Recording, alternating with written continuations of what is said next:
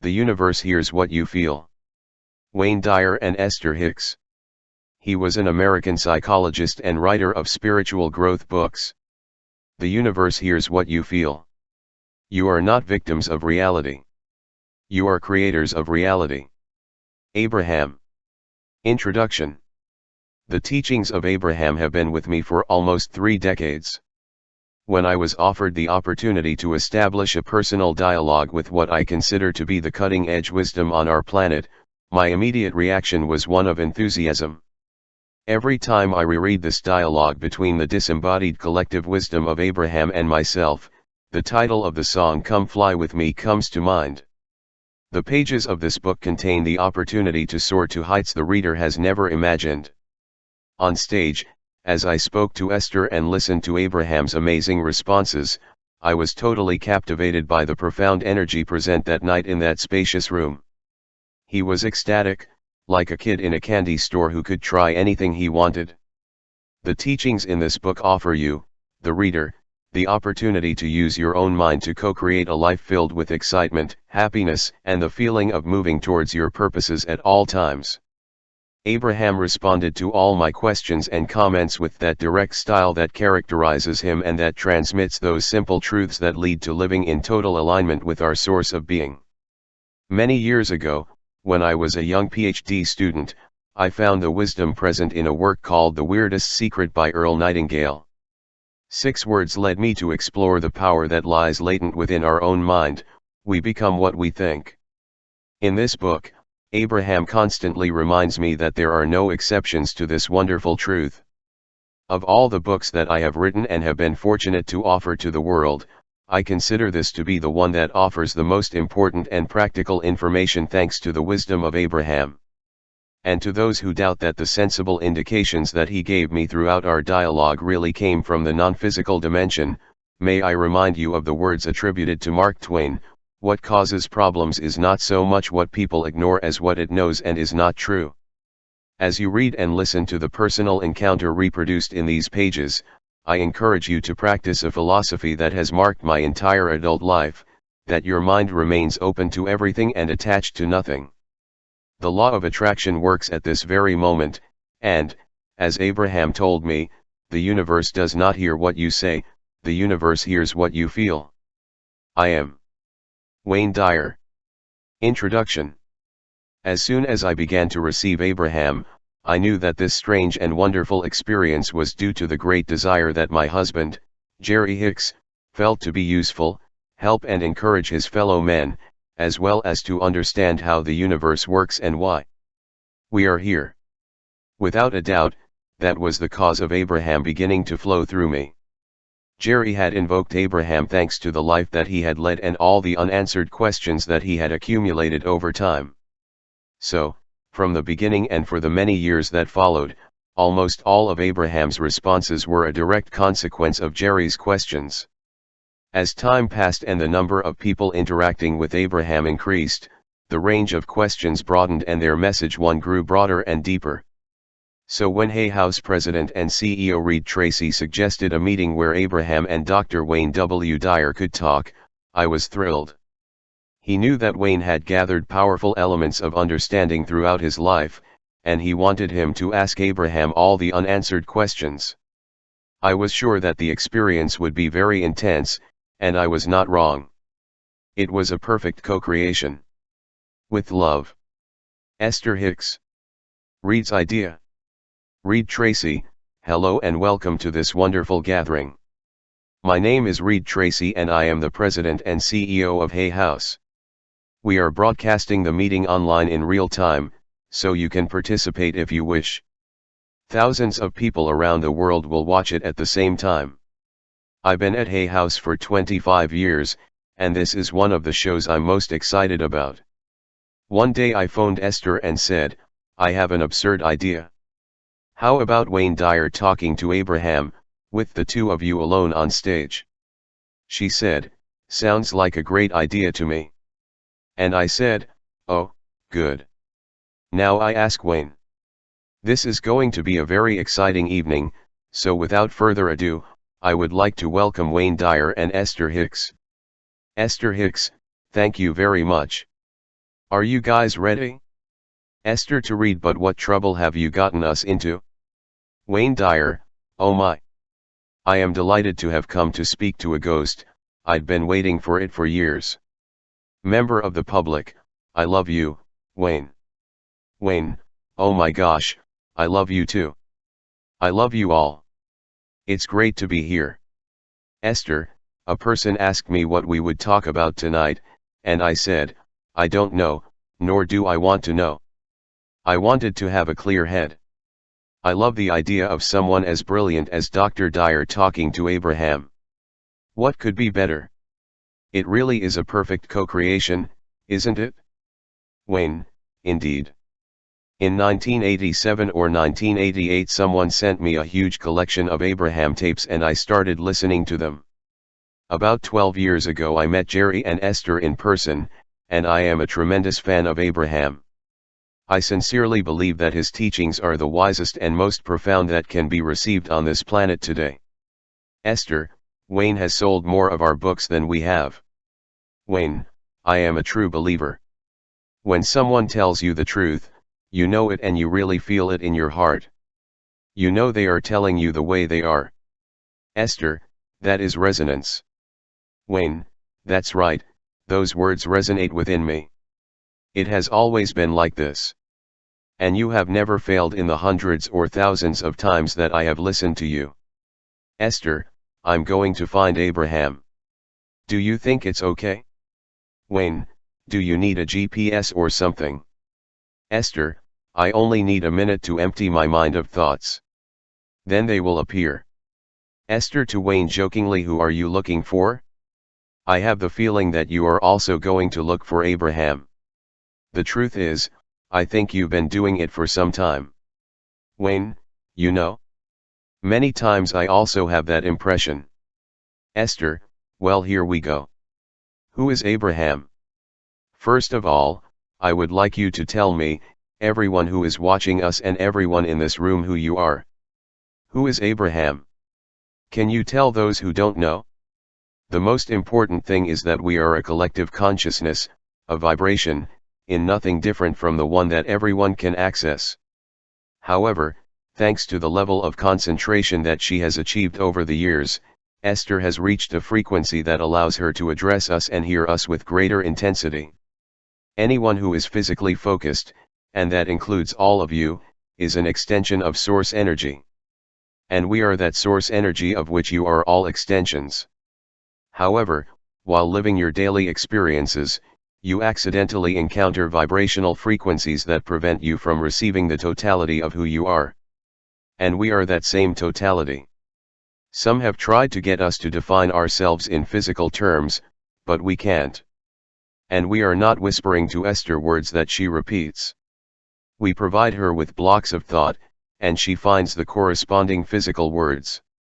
Everyone is capable of doing it. You can all receive that inspiration. However, you can receive inspiration from different points of attraction. You may be in a very bad mood and receive inspiration, but then you are not receiving inspiration from source energy, but from blocks of thought that, so to speak, have stayed on the physical path. Thus, it is a matter of tuning in a high frequency and doing it often enough so that there is coherence in what you receive. That is the easiest way to explain it. And the most important thing we want to say to human beings is that you all do it, but in general you don't do it systematically. Nor is Esther always in a position to receive Abraham, although in a forum like this it is easy for her thanks to the public's expectation. We harness the impulse of desire that all of you have generated, and then Esther translates our vibrations and our knowledge into words. So in reality you are a set of vibrations of an increasingly higher frequency. Would you say that you are equivalent to God? Human beings have a hard time defining us, and they also have a hard time defining God. And it is also difficult for them to define those who previously occupied physical bodies and have now re-emerged in the non-physical dimension. Human beings, whom we love so much, have an absurd perspective of the continuity of life. Most of you believe that you enter your body, you live for a while, you do it well or not, and then you leave, when what happens is that you are eternal. You never really leave. Even when you are no longer focused on your physical body, you are still consciousness and you are still focused on what is happening here on earth. There is a collective consciousness that feels a lot of interest and sympathy for everything that concerns you. And that source energy is what man wants to call God. You all have direct access to it. I have often said that we are not here as human beings having a spiritual experience, but on the contrary. We are infinite spiritual beings who have a temporary human experience. When you are in the now and have practiced a high-frequency vibration in which you are not irritated, upset, or concerned, you allow inspiration to flow. You are much more than you thought you were. You are the extension of the source energy. This is when you feel clarity and passion. This is when your timing is correct. That's when you have the most fun. This is when you feel better. You create your own reality, and you do it because the thoughts you harbor lead you to emanate a vibrational frequency to which the law of attraction constantly responds. And so, in all waking moments you are creating your own point of attraction, and everything you experience comes to you due to your vibrational emanation and the response of the law of attraction to that vibration. It is as if you are on a vibrating disc and only things of the same vibration can meet on it with you. Your album changes according to your thoughts and emotions. You choose the disc through the things you focus on. You can choose an album that creates a feeling of excitement, love, freedom, or joy, or one that causes a feeling of grief or despair. If you look at the people who meet with you, you will know which album you are on. If you are surrounded by irritated people, you are on the irritation disc. It's that simple. They have met you because you are perfect vibrational partners. When you are able to consciously position yourself on these vibratory discs, you unequivocally understand the cause of what happens to you and others. What is inspiration? A few years ago I wrote a book called Inspiration from the words inspire and inspirito, inspire and inspirit. And 2000 years ago a great teacher named Patanjali lived on our planet who said, when you are inspired by an important goal, an extraordinary project, all your thoughts break their bonds, your mind surpasses the limits, your consciousness expands in all directions and you find yourself in a wonderful new world. And then he said, and this is what I want to ask you about, your latent strengths, faculties, and talents come to life and you realize that you are a much better person than you ever dreamed of. It is as if you discover that you are God, the Source, the Tao, Divine Mind, or any other name that we give to that energy of the Source that you speak of and from which you speak to us. As we have explained recently, when you wake up in the morning you have the potential to be at that higher frequency, because while you sleep the momentum of your point of attraction ceases. So when you wake up, before you start harboring thoughts about what went wrong yesterday or what you have to do today, you have the maximum potential to align yourself with that pure and positive energy. Therefore, if you can focus then and allow a little momentum to kick in, you tune into that awareness of source energy that is always aware of everything that you are doing. But it is not something that just happens, you have to focus on that alignment. That's the best way to describe it. In other words, the source is available to everyone at all times. We are always there. And so, when you are aware of the presence of the source and do not offer a vibration that prevents your alignment with it, you live wonderful moments. You can live them at any moment. And people call those who do it masters. It is the mastery of concentration. That is what it is. The rush of dawn. I always wake up around 3 in the morning. Many years ago there was a great poet named Rumi who said, the early morning breeze has secrets to tell you. Don't go back to sleep. Don't go back to sleep. Don't go back to sleep. I have written many of my books in those moments. What is it that wakes me up? I can almost know what exact time it will happen. In a documentary that I shot years ago, called The Change, a clock appears that always says 3.13. Are they angels? Is it the divine source? Is it someone who says, this is your goal, this is the time when there are no distractions? The main thing is that the source is always at your disposal. However, The important thing about your story is that for some reason that is the moment you decide to listen. But there is no one around me to distract me. And that's the important conversation you need to have. What happens with that moment? What is it that makes you more resonant, more receptive? The momentum of your thought has stopped while you were sleeping, so there is no contradictory vibration within you. So now you are more likely to listen. When she wakes up in the early hours of the morning, Esther says to herself, "Am I awake? Because if I'm awake I'm going to get up." In other words, at that moment it is easier for him to capture the thoughts that we transmit to him due to the absence of resistance. That's what you mean? Yes. But for me the most creative moments are in the middle of the night. Reflect on the reason. When you hold a thought for 17 seconds, the law of attraction brings a similar one. This is how the impulse arises. Why do you say that the law of attraction contributes another similar thought? What is the law of attraction? Suppose you wake up in the morning and, instead of finding that clear space that is potentially at your disposal, you think about the problems you had yesterday at work. You remember the dilemma you were in. You think of discomfort and discord. And when you focus on that for 17 seconds, more of the same thoughts come to your mind. If you continue to harbor those thoughts for another 17 seconds, there will be even more momentum. After an additional 17 seconds, the momentum will increase a little more, and so on until you cross the 68-second threshold. In that short time the window of resonance with the source will have escaped you. That happened to Esther recently, so we said, well, you can always start over tomorrow with more positive thoughts. And Esther said, I refuse to accept that I have to wait until tomorrow to get back on my high-frequency disc. I can do it if I concentrate. And we agree that, with some deliberate concentration, Esther was able to return to a more positive stream of thought, but it is much easier to do so before the negative impulse begins than once it has started. We like to talk about the law of attraction because it is the vibratory engine that organizes everything. However, we cannot talk about the law of attraction without talking about impulse, because there is an impulse in thought. And if you harbor enough time, a thought becomes a strong habit of thought, a belief. A belief is nothing more than a thought that you do not stop harboring. Sometimes you continue to perpetuate beliefs that do not serve you, but when you have just awakened those beliefs are inactive enough that you can find a new one that comes from source and that speaks of who you are and what you really know.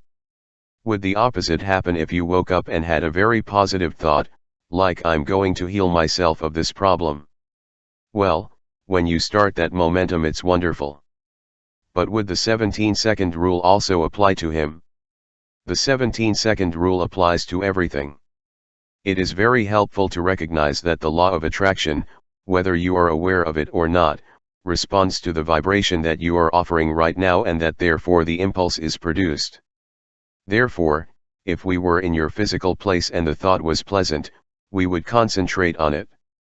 We would think more about him. We would talk about him. We would write it down. We would discuss it with other people. We would deliberately foster that momentum. However, if it were an annoying, restless thought, we would do our best to generalize it. The more specific the thought is, the faster the impulse. The more general the thought, the slower the impulse. Esther remembers that, while in San Francisco, she drove her car to the top of one of those hills. I couldn't believe people were going up and down them. So imagine perching your car on top of one of those hills, leaving it in neutral and releasing the parking brake. And now, just for fun watching what will happen, you push your car a little bit from behind. Well, you know what will happen. With just a slight push your car will speed down the slope. But if you step in front of him right away and let him crash into you, you can easily stop that unwanted impulse. You don't want to try to stop the momentum at the base of that hill. And your thoughts are the same. Every thought is vibration, and the law of attraction responds to every thought, and therefore the thought will increase. The question is, do you want that thought to increase? Because the law of attraction insists that it will. And the affirmations. I talk a lot about the I am discourses. I am is another name for source. You may feel weak but have a thought that says, I am strong, I am happy, I am healthy, I am rich, I am positive, or I am affectionate. One of the verses of the book of Joel say, let the coward say I am a brave man. Makes sense. However, there is a stress factor that can backfire, because each theme is actually two themes, what I want and the absence of what I want. So if you don't feel brave but say I am brave, what are you really activating? When you feel the need to apply a strong effort, you usually try to overcome what is actually happening in you from a vibrational point of view. And so, instead of going the way you want, things go the other way. In other words, you are trying to make those acts and affirmations compensate for the vibration that is opposed to what you really want. And your words cannot reverse that current. That's why you feel like you have to try harder. Affirmations are wonderful, but we would make sure we feel really good doing them, because the universe does not hear what you say, the universe hears what you mean. It also responds to what you feel, right? It's true. So you know what you mean. Therefore, if you feel like a coward but you are proclaiming that you are strong, the more you shout, the more the universe will hear you demand something that you do not feel or believe, and that is why you will have to make an effort. It is as if you go down to the river bank with your canoe, throw it into the water, direct it upstream and then row very hard, because you think that to achieve something there has to be a certain struggle. However, the law of attraction provides the path of least resistance. You are source energy, and there is a smooth path. It is a path of least resistance, and you can feel when you are on that trajectory and when you step off it.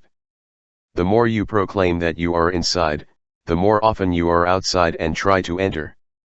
Sometimes it is better to take a nap. Decisions before coming to the world. Agree. I have another extremely important question. I have 8 children. Jokingly, our condolences. The point is, before I had children I had 8 theories about parenting, and now I have 8 children and no theories. When my daughter Serena was 9 or 10 years old, she always complained about my way of behaving as a father, and she gave me a lot of advice about everything I did wrong. I had heard some of the things Abraham was saying, and one day I got fed up with his complaints and I said to him, you know, if you don't like the kind of father I am, don't blame me. You really must look at yourself and ask yourself why you chose me to be your father. She put her hands on her hips, rolled her eyes, you know, that typical 10-year-old expression, and said, are you telling me that I really chose you to be my father and I chose mom to be my father? That she was my mother? I replied, exactly. And when you make such important decisions, you must be very careful. On the other hand, you are right when you comment on what kind of father I am. Your expectations are so strong that I cannot override them. Apparently, we have found ourselves at a vibratory point that leads us to blame each other for what is happening here.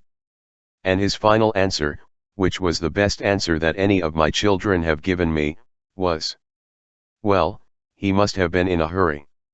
So my question, Abraham, is, do we have a chance to know or choose who our parents are going to be before appearing in this world of forms? Yes.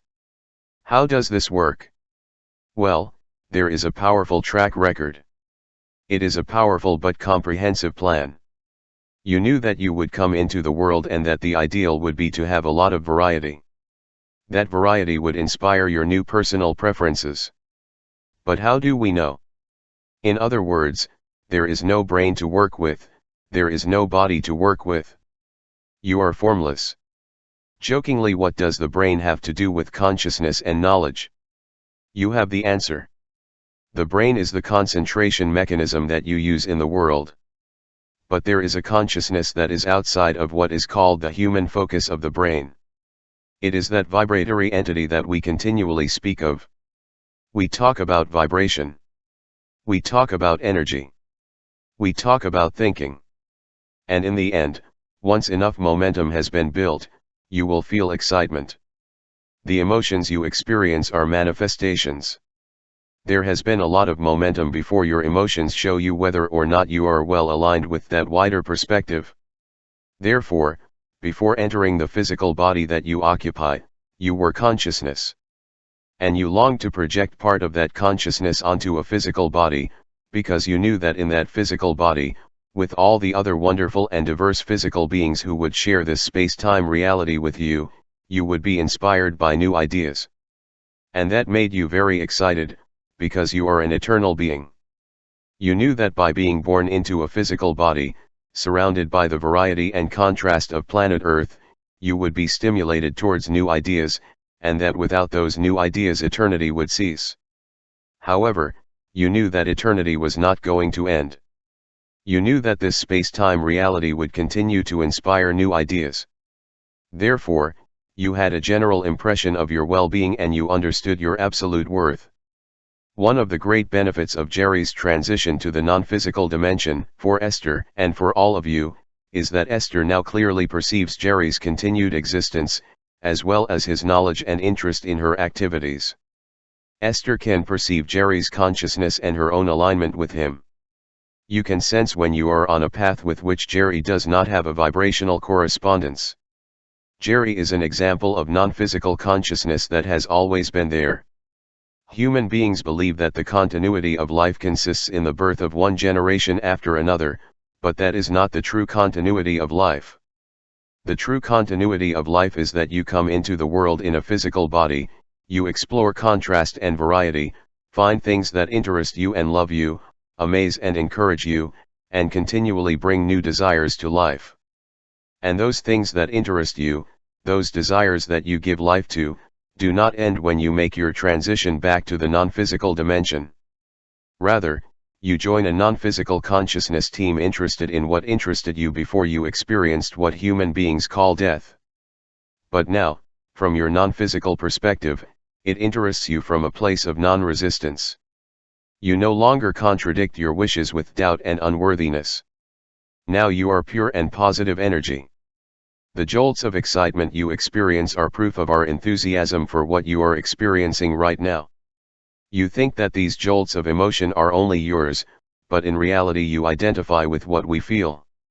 So never confuse the fact that we are non-physical concentrated, and therefore formless, with being carefree, emotionless, or disinterested.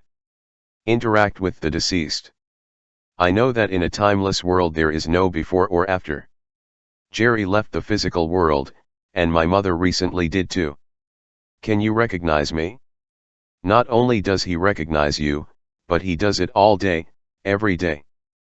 But you have to reorient yourself about your mother, because when she re-emerged in the non-physical dimension she left behind all the doubts, fears, and worries, and all those personality characteristics that she adopted along her physical path. That is why we like to remind you that when you wake up in the morning you have the potential to hit the reset button, because that is what happens when you re-emerge in the non-physical dimension. You hit the reset button. You don't lose interest. In fact, your interest is sharper than it has ever been. But you cannot find resonance with your mother if you remember her as she was when she was still occupying her body, before leaving all her resistance behind. This summer, shortly after my mother's death, I was in Glasgow, Scotland. And she was in the room with me. Yes. He is waiting for the moments when you offer no resistance. After he passed away, I had a kind of waking dream for the first time, a lucid dream. She died at 96, but in my dream she was in her 40s. I would come home in my car and I was about to open the door, but I found a screen door that had never been there and could not open it. That other door represented the resistance you are used to seeing. Then my mother opened. By the way, he opened the door inward. And I said, "You can't be here. You cannot be here, you are dead, you are dead."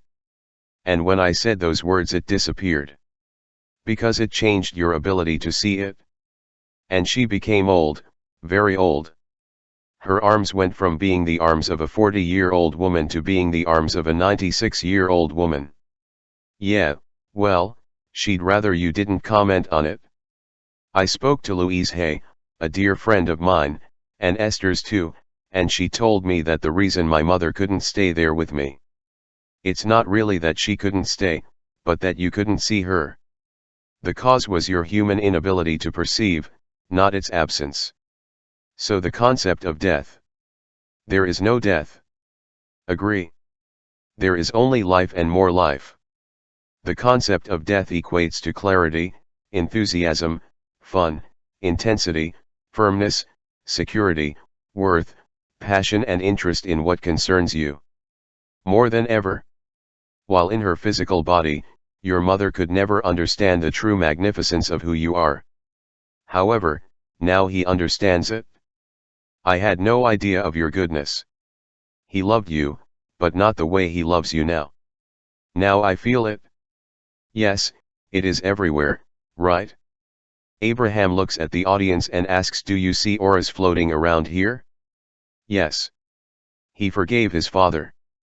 As I have the microphone and the opportunity to speak to you, I would like to comment on my own experience as a child. I spent the first 10 years of my life in a series of foster homes, orphanages, and so on. My father just left home. He spent some time in jail. He was a very violent man. He left my mother with 3 children under the age of 4. It just disappeared. It is a long story.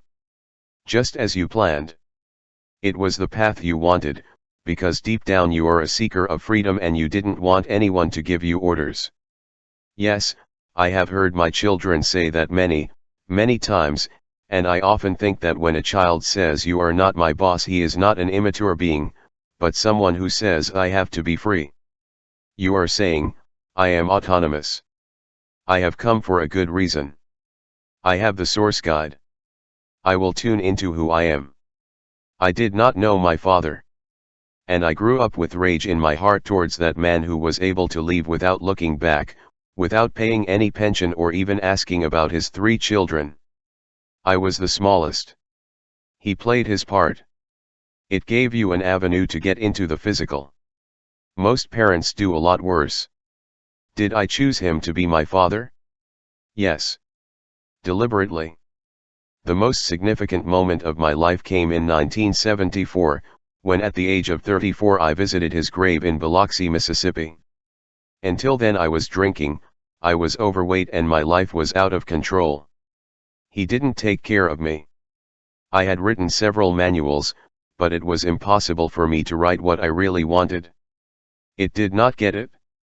You were too furious. Yes, he was full of rage. I woke up almost every night screaming, sweating, and dreaming that I was fighting with him. I went to his grave for some purpose.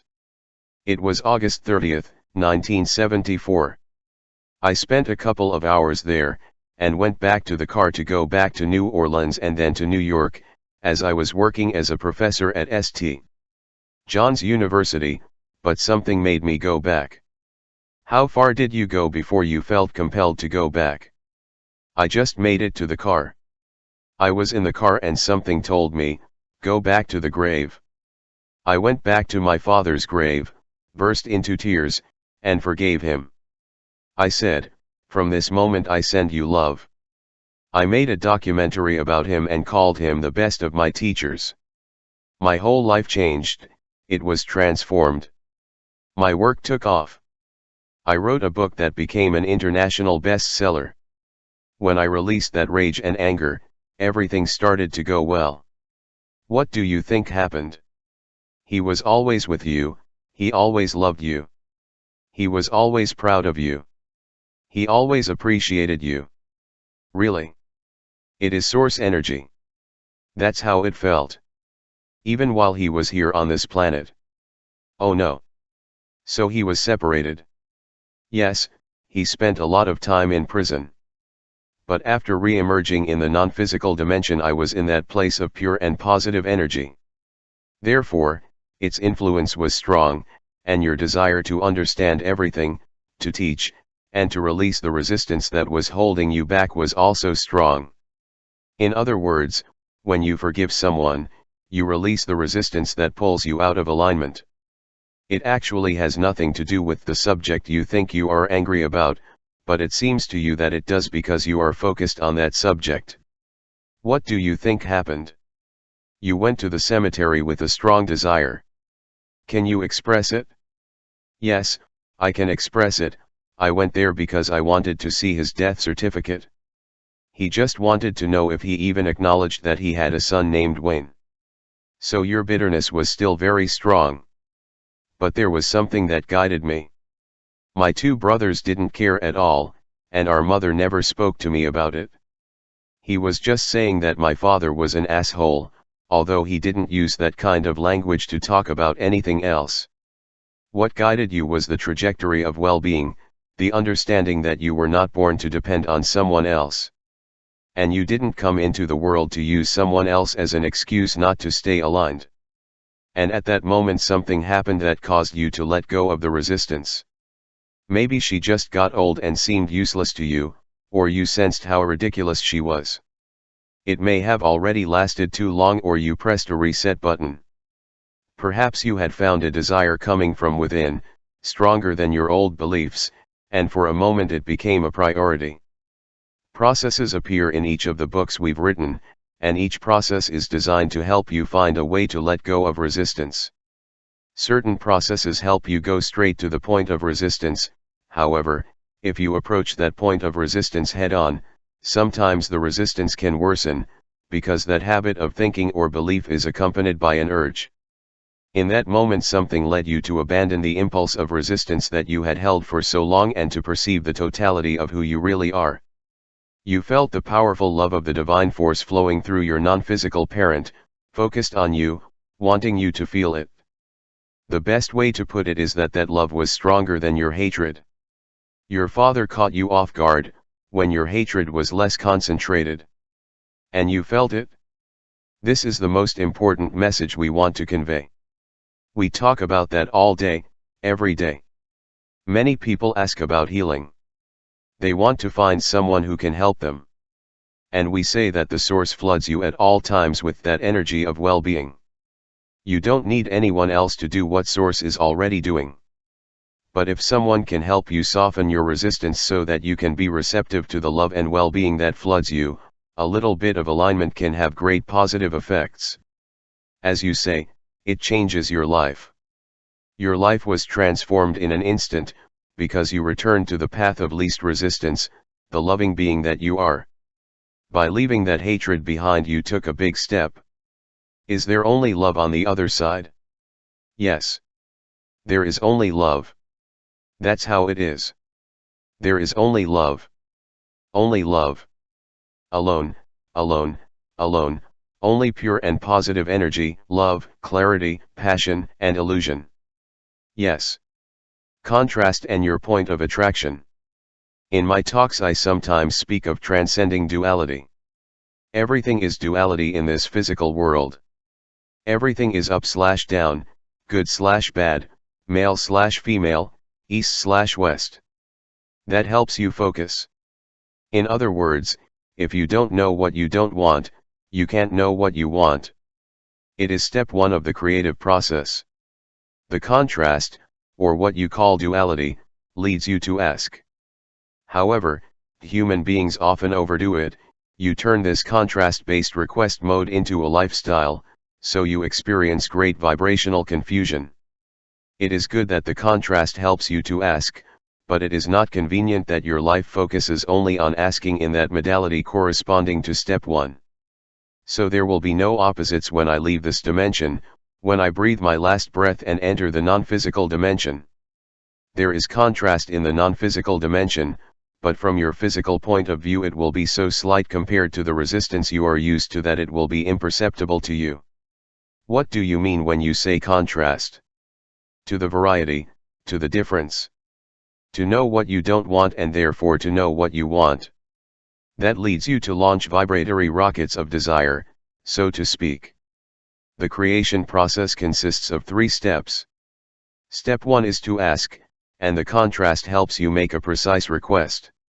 Step 2 occurs when Source receives those vibrational requests and immediately becomes your vibrational correspondence. That is why we say, As soon as you ask, it is given to you. But there is often a great vibrational distance between what people ask for and the vibrational space in which they usually remain. You were talking about that before. You asked for a feeling of forgiveness, but you remained in a space that was very far from him. And that vibrational distance is the cause of all discomfort. Step 3 is what we call allowing. This is where you find a way to find vibrational alignment with what you ask for. From a broader perspective, it really is the path of least resistance. However, if you've been practicing hateful or fearful thoughts, it often doesn't seem like the path of least resistance, because it's not easy to find. Ultimately, that is why you re-emerge into the non-physical dimension. When you can bridge that vibrational distance between what you ask and what the source has already answered, so that your vibration is in the same vibrational space as your desire, you are able to receive inspiration and begin to grasp the details of what you've been asking. We've talked a lot about the point of attraction recently. Most people are completely unaware that they are giving off a signal and that everything that comes into their life responds to the signal they are giving off. We call that the point of attraction. Your emotions are clear indicators of the vibrational combination that you experience at any time between your desire on an issue and the beliefs you harbor about it. You have an emotional guidance system made up of all the emotions you experience, from fear and despair to more positive emotions, such as frustration and overwhelm, and even more positive emotions, such as hope, love, joy, and excitement. Gratitude. The more positive the emotion, the less vibrational variation there will be between your current active thought and your desire. When you feel an emotion like irritation, it is as if you are on the attraction disk of irritation, so it is likely that, while you are on that disk, you will meet other irritated people. In other words, when on a particular day you come across a lot of irritated people, it would be good to realize that you are on the irritated disk. That is your point of attraction, and that is why those people come to you. Esther says it's like the tale of the seven dwarfs. There is the Irritado album, the Bonachon album, and the Grunon album.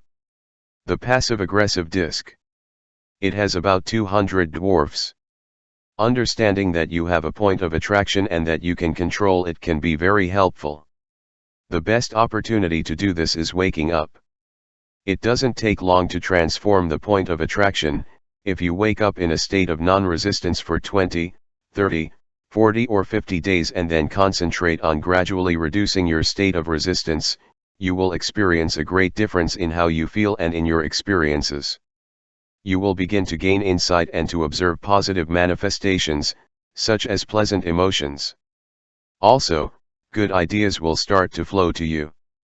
When Esther began to consciously experience this fact and see for herself the benefits of her morning focus, she said, "Please call it step 4. And it is that when you constantly remain on that high-frequency disk, when you arrive until breakfast without decaying and then until lunch and then until the end of the day, you are able to recognize the relationship between the great things that happen to you that day and the resistance-free vibration that you have deliberately reached. And then and only then are you able to consciously co-create with the non-physical dimension." And now we come to the excellent question you just posed about the existence of contrast in the non-physical dimension. Visualize yourself on that high-frequency disk, feeling great. You have been there for some time, and your life experience confirms it. You meet nice people, the traffic treats you better, you find good parking lots and, above all, you feel clear. You do not feel confusion.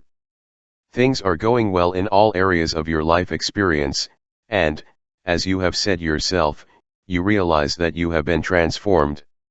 You have performed a spectacular vibrational transformation.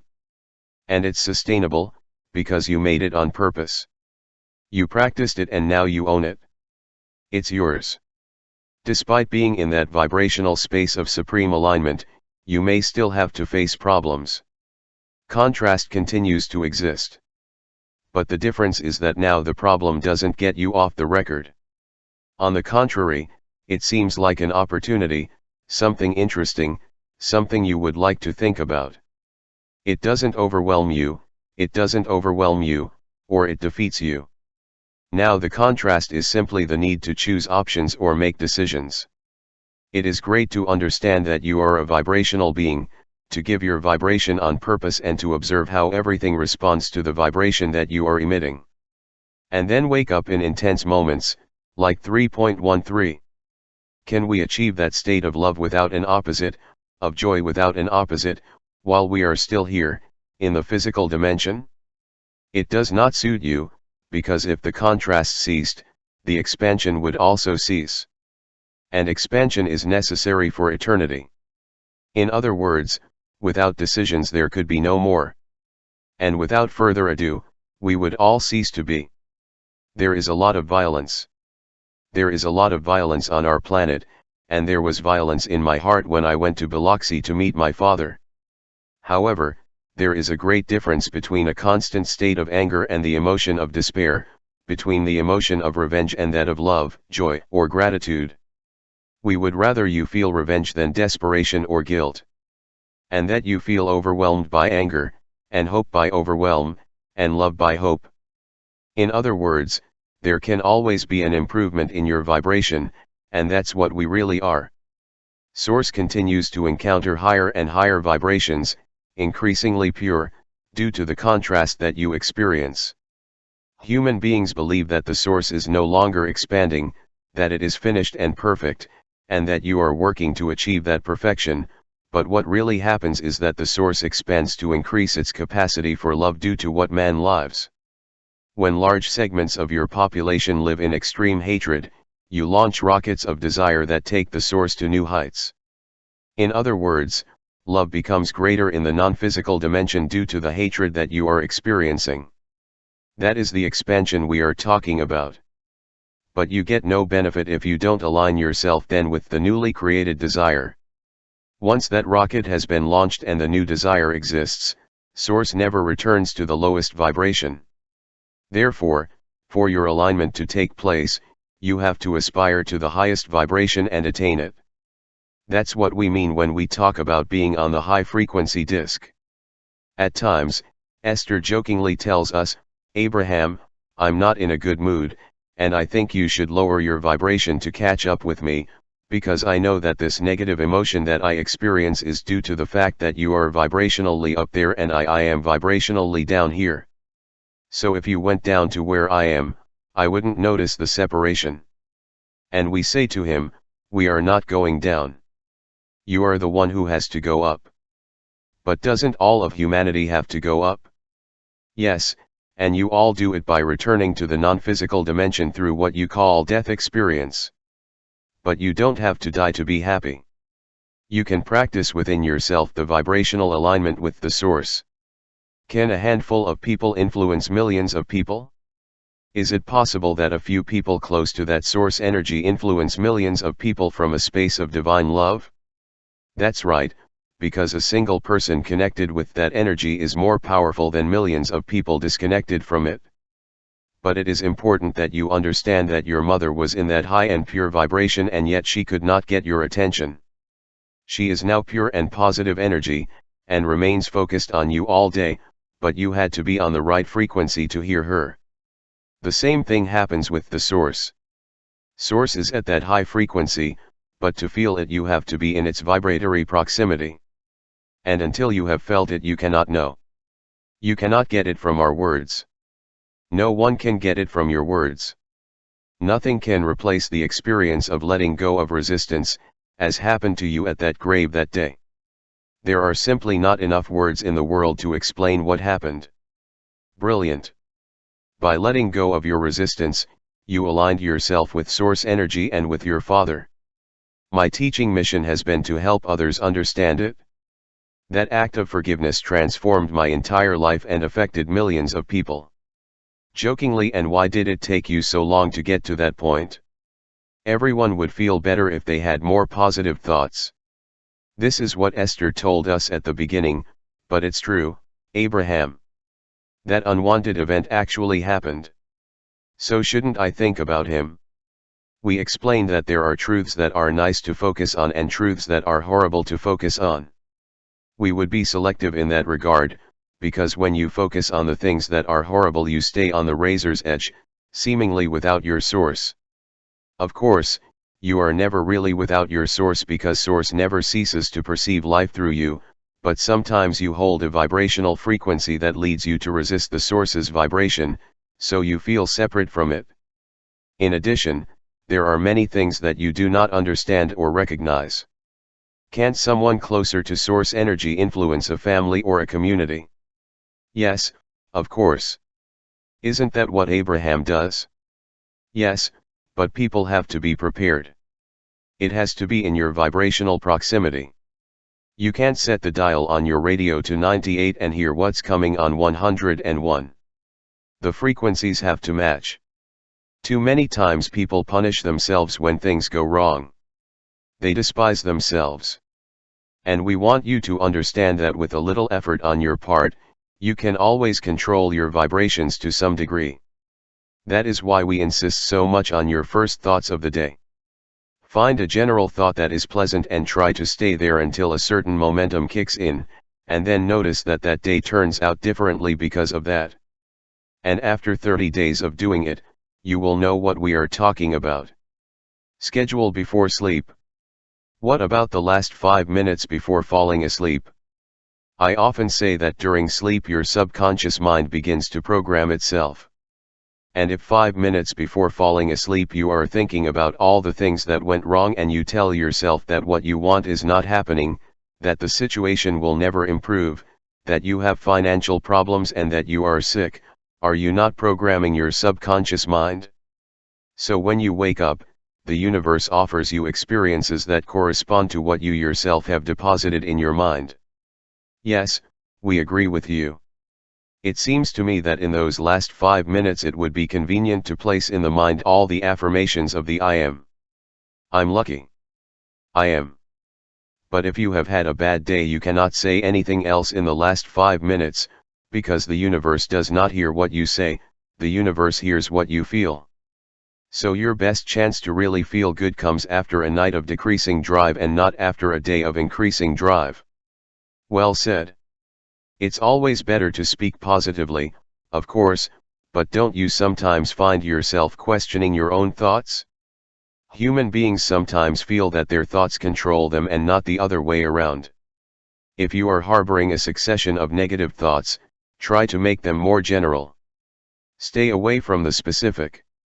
Let's say that during your 8 hours of sleep you are going to marinate in the thoughts with which you have just filled your subconscious mind. Not quite. The law of attraction and its drive are not active while you sleep.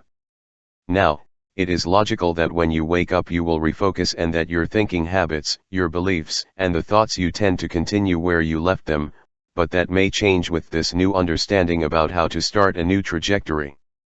A man recently hit the nail on the head with a word. He deliberately woke up to a more positive vibration and managed to maintain it throughout the day with consistent success. He said it had been like this for 60 or 70 days. He told us, now I begin to have the feeling of being tied up there. Sometimes I sink, but it's like a bungee jumping cable lifts me up again. And we said, that is exactly what we say about this non-physical you. You are tied up. You are tied to that pure and positive energy. However, since you haven't practiced staying at that pure, high frequency enough, you've stretched your bungee cable to its limits. And now you remain hung up on vibrations that do not serve you and that are not really who you are. But it doesn't take long to regain elasticity. Is it a conditioning process, like when we are little and they tell us what we can do, what we cannot do, what is possible and what is not possible? Yes, you are conditioned by those who do not know, those who contemplate you from lower discs, those who want to prepare you for the inevitable failure that they believe you will live. At first you didn't like that at all. You were protesting. The source present within you knows who you are and is always reminding you. That is why some of those thoughts arose in you, sometimes in the middle of sleep, at 3.13. Parent-child dynamics. The English poet William Wordsworth said, "Our birth is nevertheless a dream and an oblivion. The sky lies around us in our childhood. It is forgetfulness in the sense that you do not remember the details. Yet you remember your worth. You know what you are worth. You know you came with a purpose. So when people try to tell you something else, you don't take it well at first. Over time they can condition you to stop remembering that, but you can go back, start tomorrow morning. Yes. But I am thinking of all the parents who condition their children with phrases like, you can't do this, that's not possible, and so on. If we were to give parents one piece of advice, it would be, deliberately choose your emotional album, your alignment with who you really are, and then talk to your children. Don't let the theme in question be the reason for choosing your emotional album. Don't let their bad behavior or disobedience be the reason for you to feel the way you do. Observing things you do not want leads you to choose the emotional disc that you do not want. Some have hated it their whole lives. But you can choose what you focus on because you want to feel good, and then the inspired words will come. Remember that others also have an inner being. Your inner being knows everything you have asked for. It is present in this vibrational reality.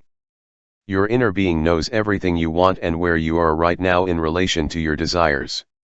Also, know the path of least resistance to reach them.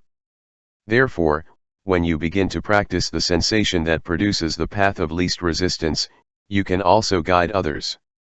Couldn't we learn that wisdom from little children? Indeed. Spend as much time with them as you can. They know it.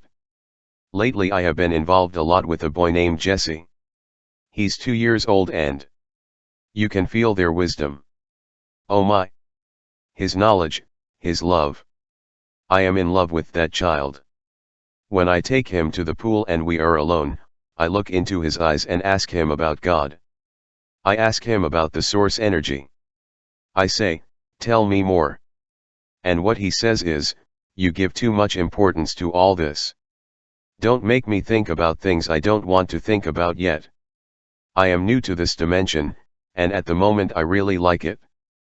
I want everyone to have the same feeling as me. I would like to maintain this alignment with my source energy throughout all the days of my life experience. It's fun to be with someone like you, who has reconnected with all of that. So you give me a very good feeling, different from what most people do. You give me the feeling of what I know. That is why I am attracted to you. That's what it says. It's incredible, Abraham, because the first time I saw him he was 5 or 6 months old. I recognized him. He was a very cute boy, but that was not the point. The important thing was that I saw myself reflected in him when I was a kid. You felt a resonance with their alignment. The child is tuned in, connected, activated. You have not logged out. It is still tied up. Even the simple fact of thinking about him, his little face and making him laugh, brings me a lot of joy. The injection of new beings brings great value to the world. You think you are here to teach them, but in reality they are the ones who come to teach you.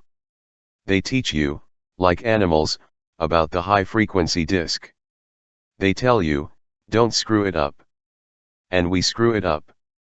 You do not intend or should not do it, and when you do it you do not feel good. Whenever you deviate from the vibration of who you are, you feel the separation. And you feel relief when you stop being apart. If you want to stop severing your connection with the source, choose a topic that generates resistance, generalize about it and see what happens. What do you mean? For example, let's go back in time, before you experienced that wonderful realignment with who you really are in the graveyard, when you were still raging against your father's stray bullet. You feel the discord very strongly. It is consuming you. You don't want to feel it, but you can't change what happened.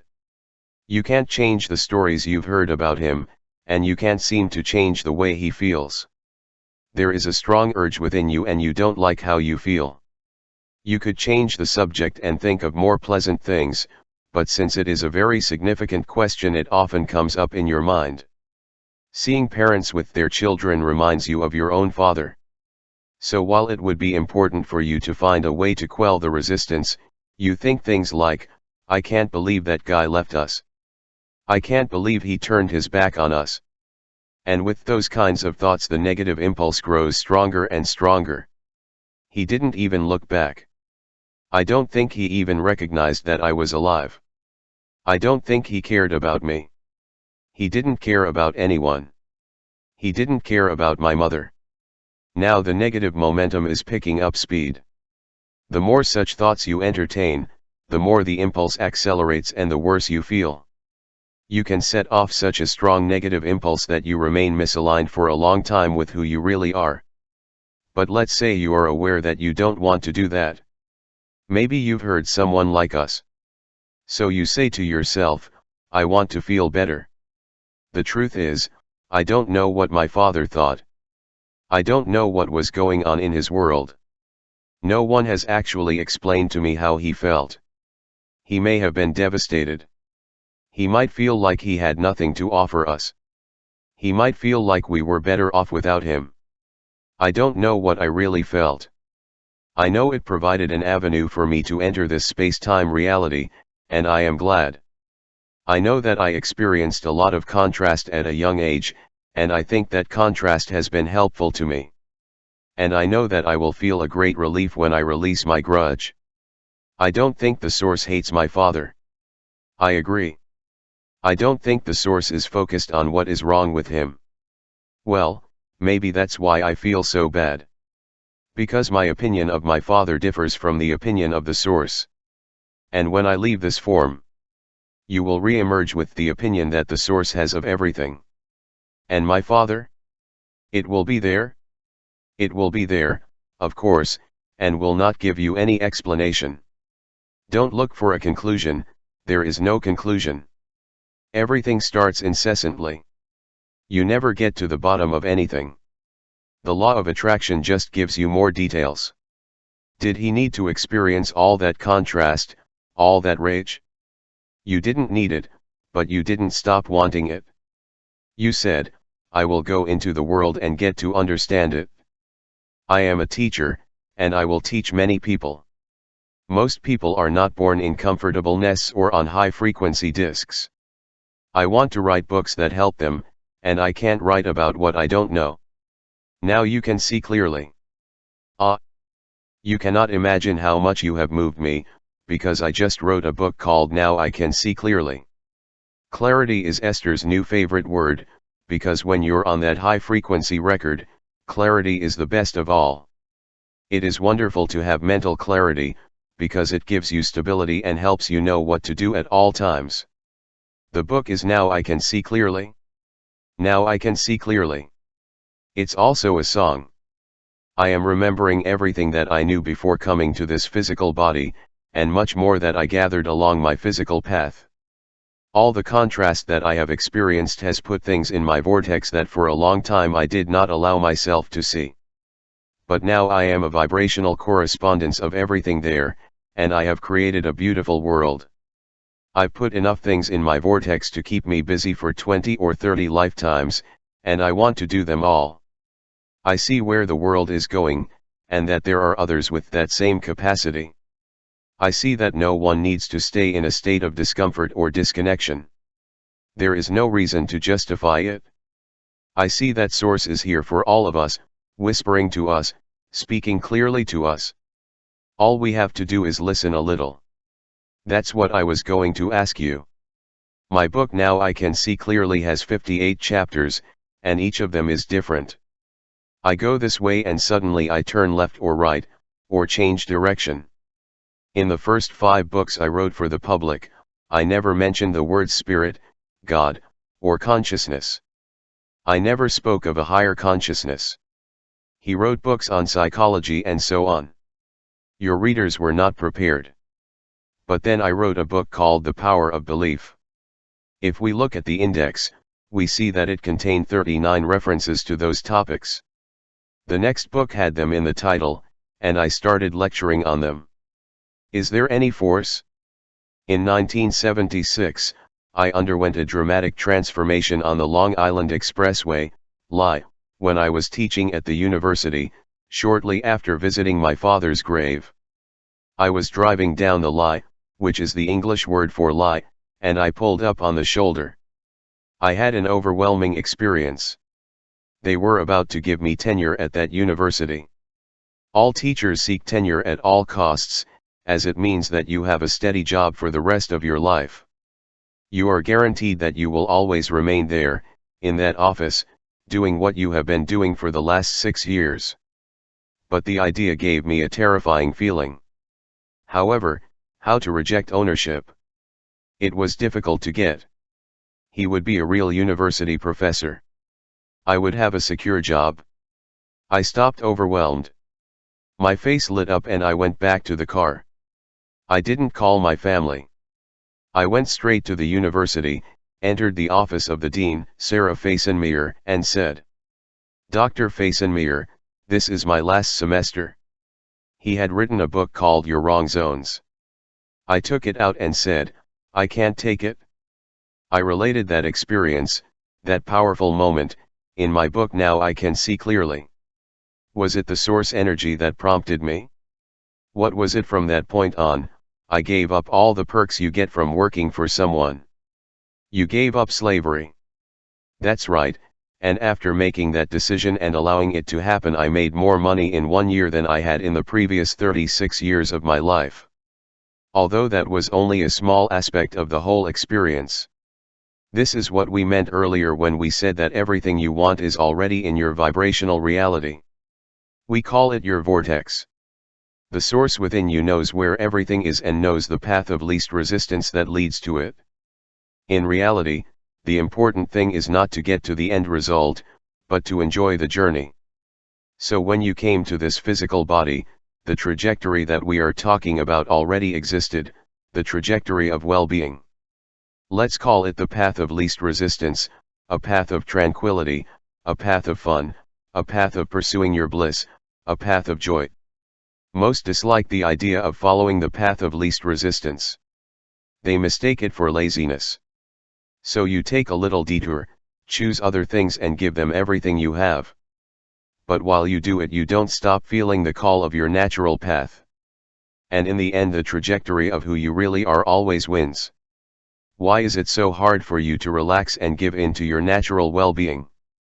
Because you are listening to others, who keep a list of the things you have to do to please them, instead of listening to what the source within you knows. Some of what you said before has hit the mark. You said that I am a teacher. You have already told me 5 or 6 times. And throughout my life I have repeated over and over again, I am a teacher. I am not an employee, I am not someone who is told where to go or how to go. I am an extension of source energy, and I have practiced my vibrational frequency to such an alignment with my true nature that anything but me slips. And since I am interested in how I feel now, I easily guide myself to pleasant things. Therefore, I am always on my way. Abraham addresses audience, and this book will lead you to yours. And sometimes we confuse pleasant things with safer or easier things. However, the feeling is not the same. The safest thing is more pleasant than fear or danger, and therefore it is a step in the right direction, but you do not want to spend a lot of time trying to reach safety, because you can start a vibration and then other things appear. Similar. In other words, you all practice self-learning, and source energy guides you through every step. When you find something nice, go in that direction. Condemned to decide. Carl Jung has been a great teacher in my life.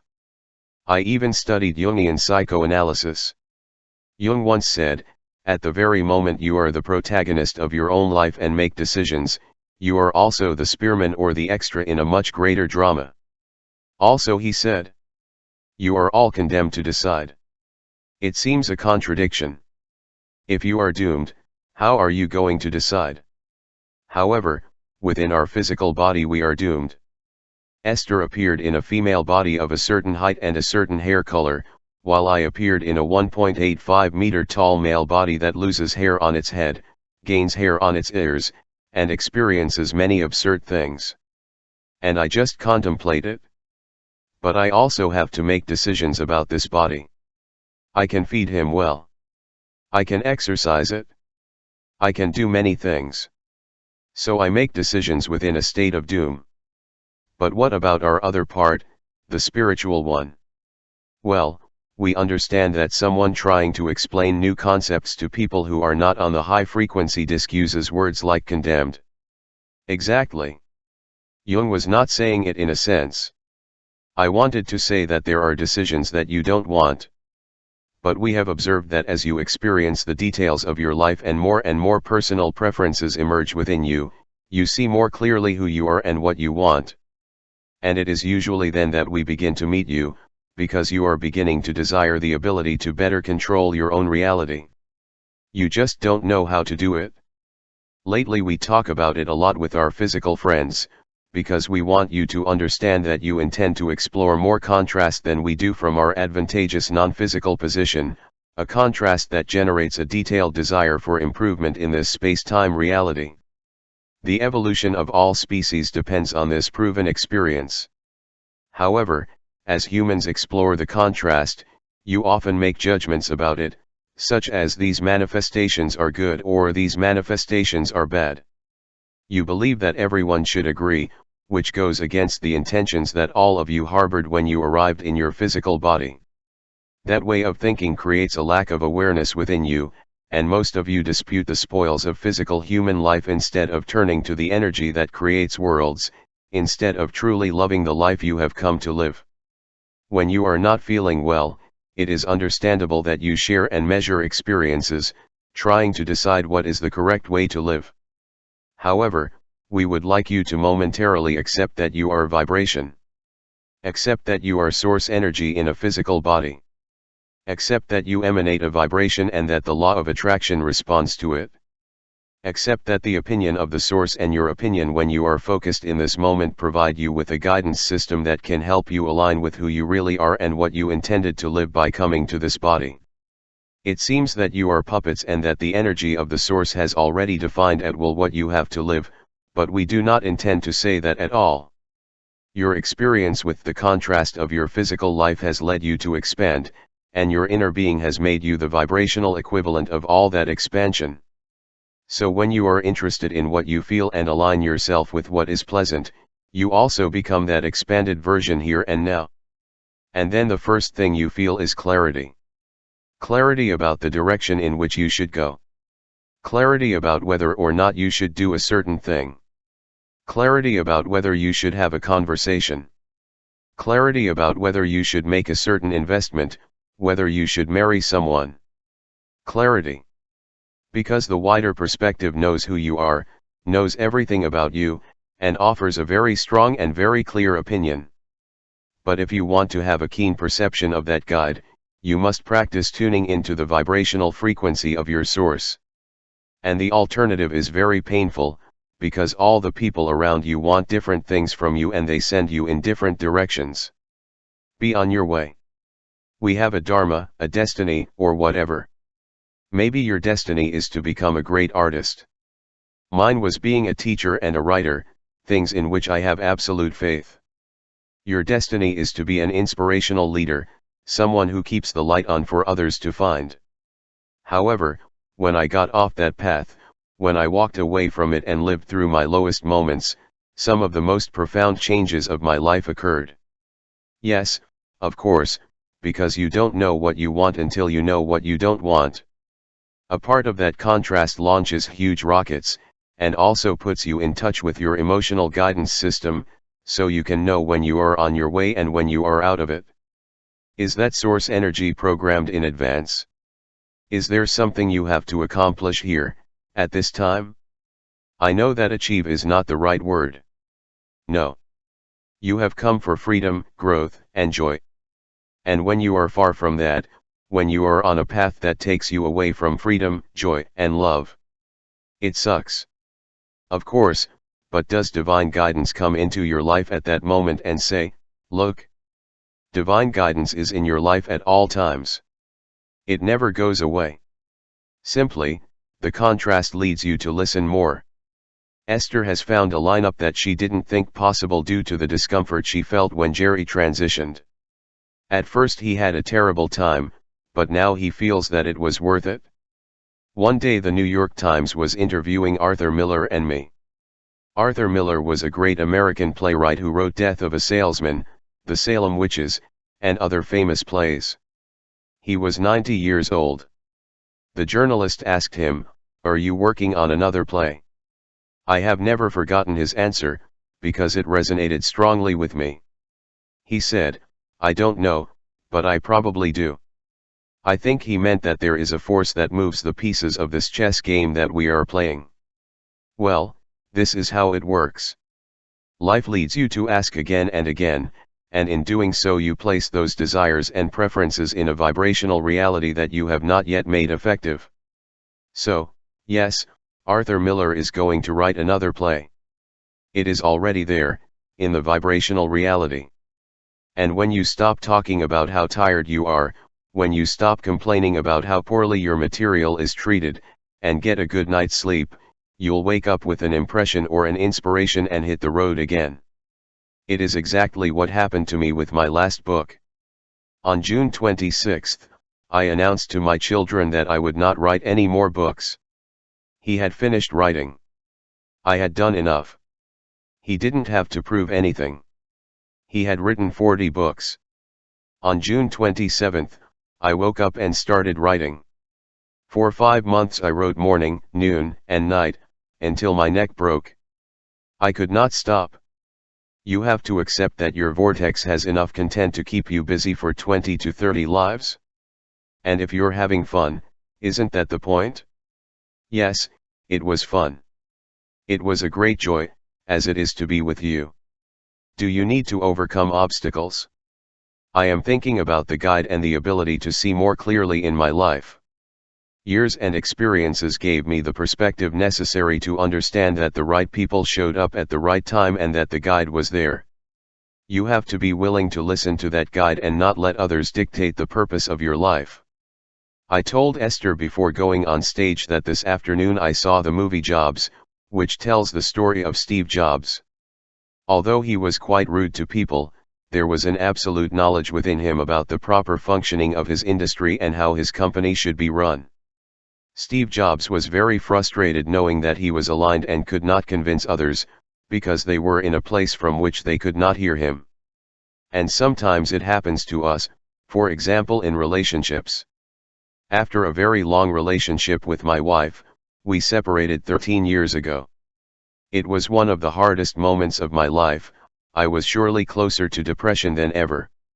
And yet the things that smell good, look right, and make you feel good aren't always the ones that push you to make those right or left turns and U-turn.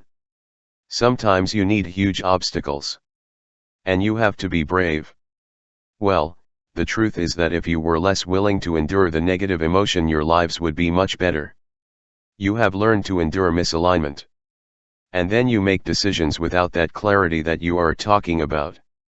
Apparently, you have to travel a short section of that road, until after a while you get tired of feeling bad. That truth can be applied to what we have talked about your father, and also to how Esther felt when Jerry made his transition to the non-physical dimension. However, we do not believe that it is necessary to go to those extremes. We don't think you have to let the negative impulse grow that much before admitting that you could do it differently.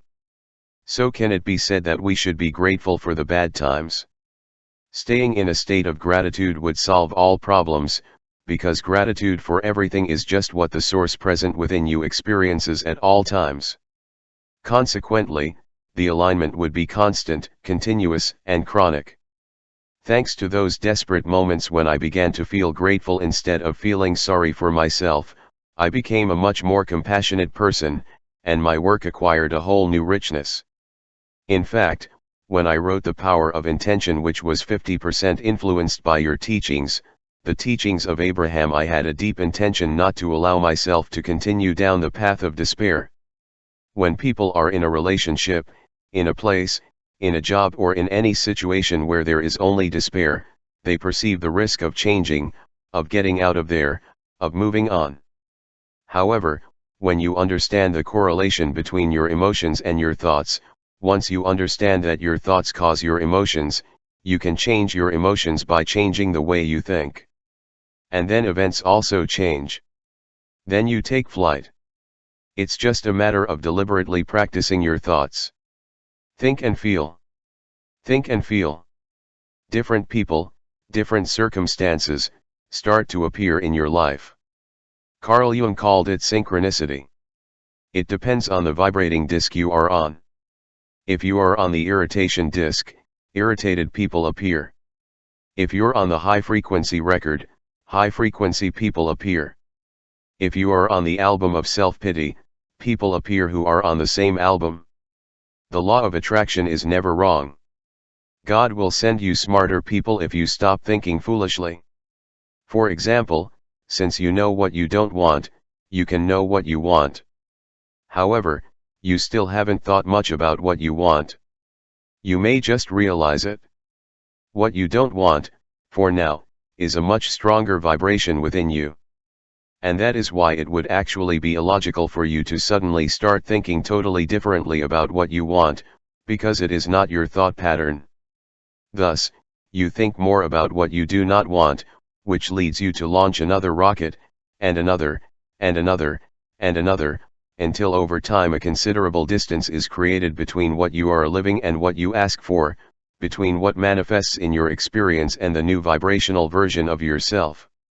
Sometimes, if your desire is very strong, in a moment when you are not pointing out your limitations or looking at what is missing in your life, you can perceive a glimpse of who you really are.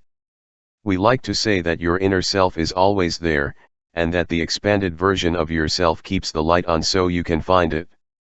Let's say you have a lot of friends and the way they feel varies, just like you. Sometimes you stay together in a place of pleasant sensations, although in general it is not like that. But then you start to understand your own guidance system and take an interest in what you feel. You begin to wake up and deliberately focus on thoughts that produce pleasant sensations long enough for other thoughts of the same to take over. And after a while you can maintain that vibration continuously. So even though your friends may have ups and downs and variations, you continually feel better. So when they meet you, they will be more receptive to what you are helping them understand. That is what your inner being has been doing, staying in that higher vibration. As your inner being is already in the place of knowledge, you live great moments when you understand it. And you understand it when you align with your inner self. Knowledge comes to you through your own life experience, because words alone do not teach. Flooded with bad news. We seem to be inundated with bad news, like the ones we see on television. If you're on the bad news album, that's right. I have observed that in recent years, as I get closer to what I consider divine love, living from a place of unity, I am not so interested in hearing the news or hearing the sad stories of other people. A horrible catastrophe has just happened in the Philippines. An estimated 10,000 people have died. But to continually see the violence and horrors of the world. Most people don't realize that seeing the violence and horrors of the world leads you to practice their vibration. And once you have practiced its vibration, you will find more. That does not mean that you are going to have a horrible experience immediately, but it does mean that more such experiences will enter your consciousness and that your feeling of well-being will be turned off. People protest, saying that they cannot stick their head in a hole and ignore what is going on in the world. And we say that, if we were in your place, we would act as a selective sieve. We would do our best to see our world through Source's eyes, because Source looks at expansion. See what is desired. When you define what you want, Source looks there. And when you look at a place opposite to the one you have defined for the Source, you separate yourself from the Source.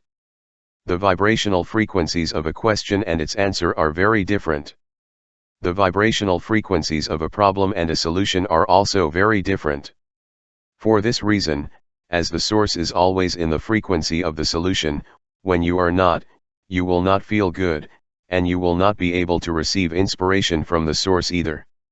However, from that contrasting place where you are not feeling well, you will launch more desire rockets, and that is positive. But it doesn't have to be so hard for so many of you. Do you care what you feel? Do you have to be constantly aware of your thoughts? No, but you have to care how you feel, because if you care how you feel, when you enter the path that does not coincide with the Source present within you, you will feel emptiness. The word void is a good description, because that is exactly what it is. You have strayed from what the source thinks. It is incredible that you say that. Years ago, when I was already working a lot with you, I bought my first mobile phone and had to record a message. It said, "You called Wayne Dyer, and I want to feel good." Therefore, if the purpose of your message is another, you have called the wrong phone.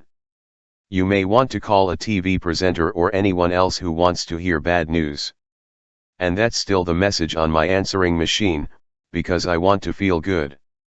The source has that same message. Agree? So when we entertain thoughts that make us feel bad, for example about a relationship or a job, is source energy going to offer us experiences that correspond to our horrible and unpleasant thoughts? It is not the source that gives it to you. Experience is not used. I mean the appearance of certain people in your life, synchronicity. Things always end up working out for you. So your indicator would be to observe your sensations. How does this feel in my body? And if the sensation is not pleasant, you have to return immediately to the thought that is causing that sensation. Can't we feel good all the time? When you emit a thought, the source, which always walks with you, thinks with you and lives with you, also emits a thought about the same thing. Hearing that is very important. And when you feel good, your thinking is in sync with the vision of source. On the contrary, when you feel bad, you go off the path that the source knows about it. You also have to understand that it was you who started by launching the wish. It was you who told the source who you are and what you want. In other words, you are the creator of your own reality. The source is the one that sustains the vibrational frequency of what you are asking for. It is not possible that you want something harmful for someone and feel good at the same time, because if you were to expose such an intention, you would deviate from the vibration of the source and feel the emptiness. It's really all about being interested in what you feel, thinking more deliberately, and paying attention to your feelings. What if you don't feel good? Do not worry, the discomfort will increase. What do you mean? Thinking and awareness that you have become estranged from who you really are will increase. Your uncomfortable emotion will grow stronger. And will you end up moving away from that situation? Will you end up abandoning it? I'm thinking again about the movie I saw this afternoon about Steve Jobs. He was not comfortable with running his company and had absolute knowledge of how to act. The same thing has happened to me all my life. I listen kindly because I'm nicer than Steve Jobs to people who tell me how to do things. However, within me is present that absolute knowledge from which I cannot deviate. The true masters have found out how to access that energy that creates worlds. They know the sensation of force and are hooked on it. That is why, when you are used to things moving on a large scale because you have accessed that energy, you have understood how to stop crushing yourself, you have practiced that knowledge and you have allowed the momentum to start. In the moment when you deviate from it is hard enough for you, and you know it. Like many of you, Steve Jobs got tired of trying to convince people that he was on different vibrating discs. In other words, he came to realize with great precision that if he tried to convince others that his course was the right one, he would lose his own alignment. And he was not willing to lose her. So he stepped away, created a totally different company, and found the vibrational alignment. And in time things turned out well for him. In your world, most physical beings try to please each other. They have long since given up their guidance system. When your mother or another important person in your life gives you their attention and approves of what you do, you feel good. So to feel good you keep trying to do things that deserve his approval, not realizing that with every step you take down that path you are giving up your potential awareness of your own inner guidance. So many people come to believe in action, words, and group consensus. And, of course, those things create to some extent. However, compared to the creations that feed on this energy stream, it is a very mediocre creation. Many people learn to behave because it is what is expected of them. And we are not saying that you cannot be a good person in every situation, but that it is normal that you feel bad when you are centered in opposition to who you really are and what you really want. And no one is able to convince themselves that they feel good when they don't. That is what you have witnessed in the documentary. Steve Jobs was not willing to pretend that he felt that force to which he was so accustomed when it was not true. So he turned away and said, "Okay, do it however you want, because you march to the beat of a different drum than mine." And eventually his colleagues came to him for help because they missed the power, energy, and clarity that his focus brought to the whole experience. After declaring that I was not going to write another book, that I was done with it, that I was tired and that I no longer had to, I wrote every day for 5 months in a row. And now I'm writing another one, when that one hasn't even been published yet. Your books have no end. Surrender to it. Surrender to it. In one of the chapters of Now I Can See Clearly, I explained that as a child, when all the other kids were watching comedy shows on television, I was watching a show by a Catholic archbishop, Bishop Sheen. It was called Life is Worth Living. I was 12 or 13 years old, and while I watched it I took notes because I loved it. For some time I had a Catholic stepfather who was fond of that show, so we didn't watch comic series at home. I was looking forward to Tuesday night. It fascinates me that being so young I took notes on that kind of program. Why? Well, because I have written 40 books that could have carried that subtitle. But you were 13 years old. Why did you do it? Because now it seems to me, looking back at it, that, although I didn't know it then. So you did it because it felt good. That is why I had come into the world. The words of that bishop were full of clarity. He was a man tuned in, connected and activated, giving off a vibration.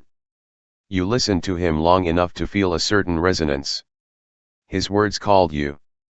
Bishop Sheen represented a very important piece of the display of who you really are. That man was tuning you to the very frequency of your source. Was that heavenly guide? It is always. It is always. None of you are here alone. You are all powerful creators. You are all significant and important. You have all come with a good reason, with a purpose. And if you don't feel fabulous, you have strayed from the path of who you really are. It is time to wake up in the morning, access the high-frequency disc, and train yourself to return to it in order to be who you are. For the audience here and others to understand us, it is as if something is calling you inside. I consider it a call. But in order for you to hear the call you have to have practiced the frequency. That call you're talking about sounds like inspiration. In other words, that's when you start to realize it. By the time you feel the call, you've been on the frequency long enough to have started translating it into something that is meaningful to you. And that is a self-study course. When I turned 65, 8 years ago, I picked up the Tao Te Ching, a famous book written 2,500 years ago, and wrote my interpretation of it. I have a house in Maui and I had 4 things to do. I was thinking of stopping at a supermarket to buy some gift cards because I was going to see my children. He also had to go through the bank to get money. Because you were going to see your children. Because I was going to see my children. When you have children you don't stop getting money. I had to stop by the vitamin store to buy some supplements because I was going on a trip, and I wanted to stop by another store that sells a wonderful Hawaiian food called poke that I love. And then he was going to go home. That was my plan. Instead, however, it was my car that drove me. I stopped driving myself. I don't even know how to express it. It was. You were inspired by behavior that did not come from your conscious mind because you were in vibrational harmony with a wider perspective, which knows who you really are and where you really wanted to go. Exactly. So he took me to Barnes & Noble, and as I got out of the car I suddenly thought, what am I doing here at Barnes & Noble? I have to return. I have to catch a plane. But instead of going to the airport I found a classic text in hand. It was called the Bhagavad Gita, and it was also written about 2,500 years ago. Now go forward a little bit in time and imagine that you are in the clarity you are in now, crossing Barnes and Noble knowing that there is something really important to you there, feeling that clarity. In other words, you stumbled across the book and knew it when you saw it, but wouldn't you want to have that clarity every step of the way? Yes, I would. I already have that clarity, although not at every step. However, I have it much more often than before. So there I am, leafing through the Bhagavad Gita, because it is clear that it is a call. I think that ancient text has been misinterpreted in many respects. Like all ancient texts, you could give up the ancient texts, as you now have access to source energy. You could all do it right now. Interpreting the Bhagavad Gita. I want to ask you something about that book, okay? The Bhagavad Gita is the simple story of Arjuna, a man who is preparing to go into battle. Low-frequency disc. Exactly. And his charioteer is Krishna, which turns out to be source energy, God, well, whatever. Jokingly, it won't be while on a low-frequency record. In the Gita, Arjuna receives a lot of advice that is in alignment with what you say. But there is one aspect that has caught my attention. In the last 2 months I have read the entire Bhagavad Gita 3 times and I don't even know why. I keep reading, leafing through it, taking notes and writing. The original authors may want to help you clarify and write it as they intended it to be received. It's possible. I do not know. There is a moment when Arjuna is ready to go into battle and says that it is his duty. And Krishna, energy of the source, supposedly God, says to him, go and do your duty. If that means killing, it is your duty, because you cannot kill anyone. I take all life, I am responsible for all life. And Arjuna goes into battle. So my question, Abraham, is, do we have duties that involve doing things inconsistent with divine love? Never. But when you are on the low frequency disc you do your interpretation from that vibratory posture. This is how it works. So let's say you place yourself on the disc of revenge, worry, or insecurity, and you stay there for a while. You read about it, you talk about it with other people, and that way you start a lot of momentum. The significant factor is that you put in a lot of momentum. You have thus created a vibrational frequency that is your point of attraction, perhaps the frequency of despair, irritation, hope or love. When you've been on a record for a while, the law of attraction creates more momentum. So when you put yourself on the revenge disc, you talk to others about that feeling and kindle the fire by talking about how badly you have been treated. As others join you, the urge grows even stronger. In the end, enough momentum is built for you to receive what seems like inspiration to take action. That is momentum. It is the force of something that is moving in the direction in which it has been moving.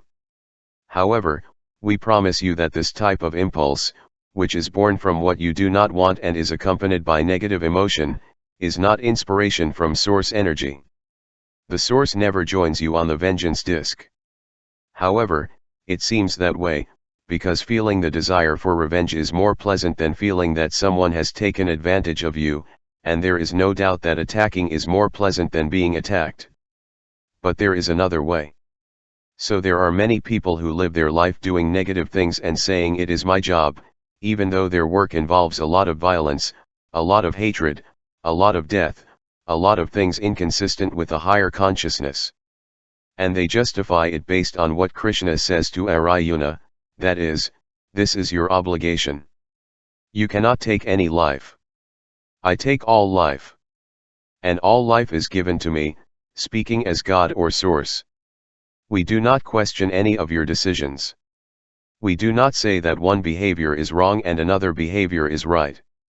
What we are saying is that unless you are in sync with the Source present within you, your behavior will not be inspired, but motivated. It will not come from the Source, it will be a byproduct of the conscious mind of man. In other words, Source would never lead you into negative behavior towards another person. And if you feel that this is what is happening, what you experience is an impulse corresponding to a lower frequency disc. Well, every day a soldier commits suicide. Because it is out of the way of who knows what it really is and cannot bear that behavior. We will tell you what we would do. You are in this world and you listen to our speech, deep and avant-garde. On the other hand, you think of the soldiers who do their duty. You want to feel patriotic and thank them for the sacrifices they make on behalf of your country. Well, those feelings and thoughts are pleasant to you, and therefore that is the aspect you want to focus on. But let's say you find out that horrible things happen to villagers on the other side of the world. And when you focus on that reality you feel terrible, because it is far from who you really are. What do you do then? Do you put your head in a hole? Do you condemn those who do it?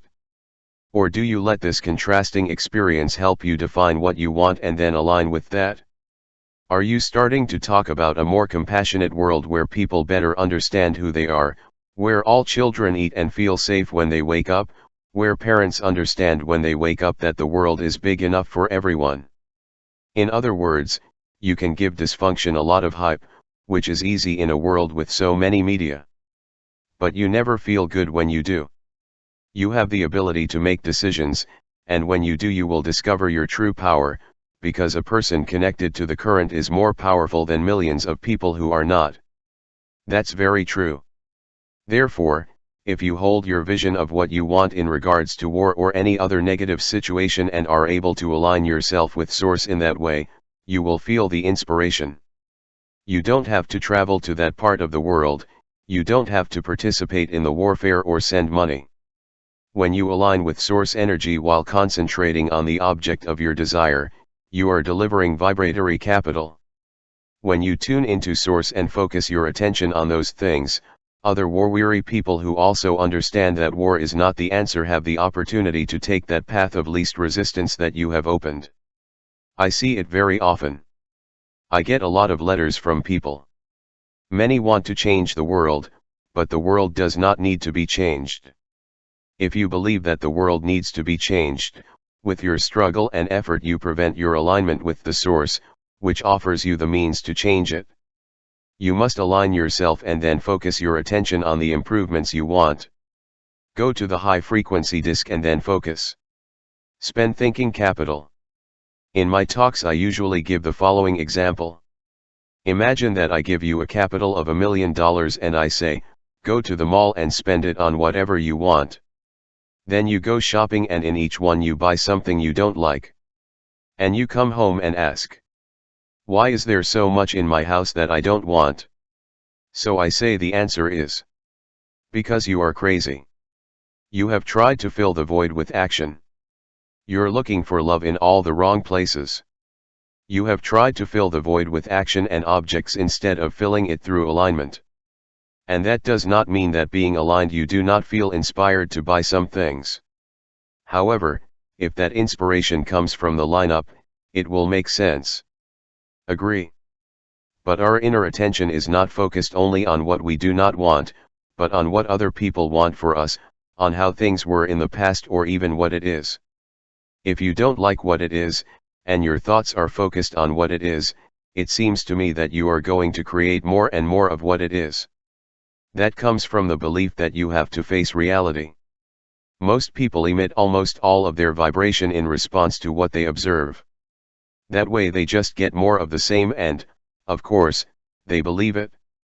However, when you understand that you have the option to focus on the things you really want and get them to come to you, you become a deliberate creator rather than a default creator. It's wonderful that you understand how quickly the law of attraction responds to your vibration.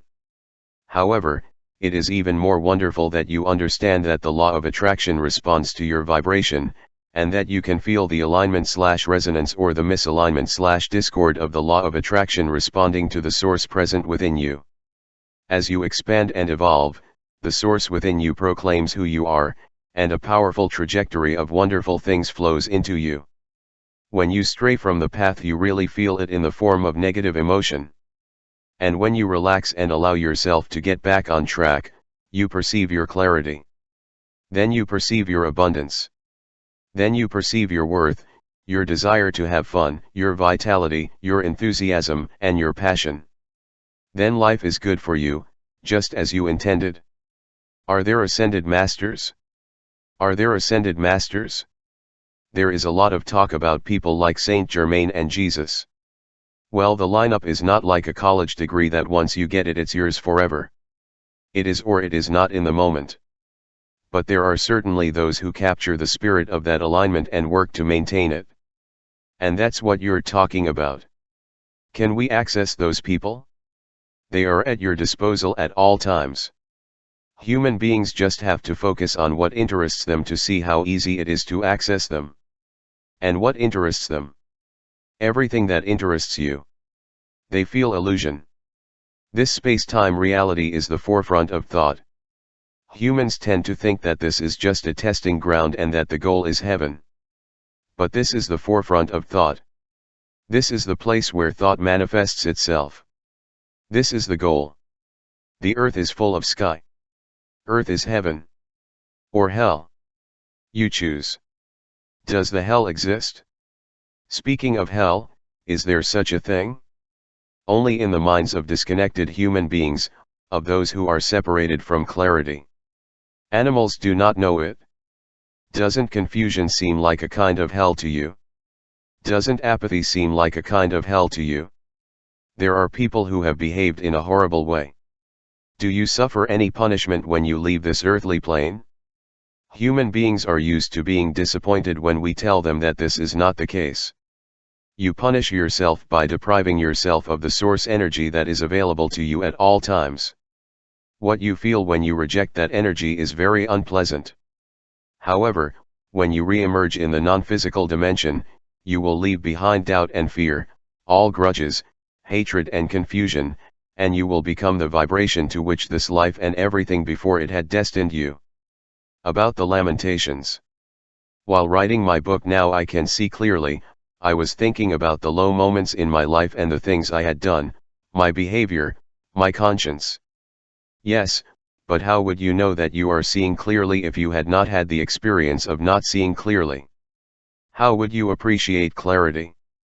How could you even recognize it? That's very true.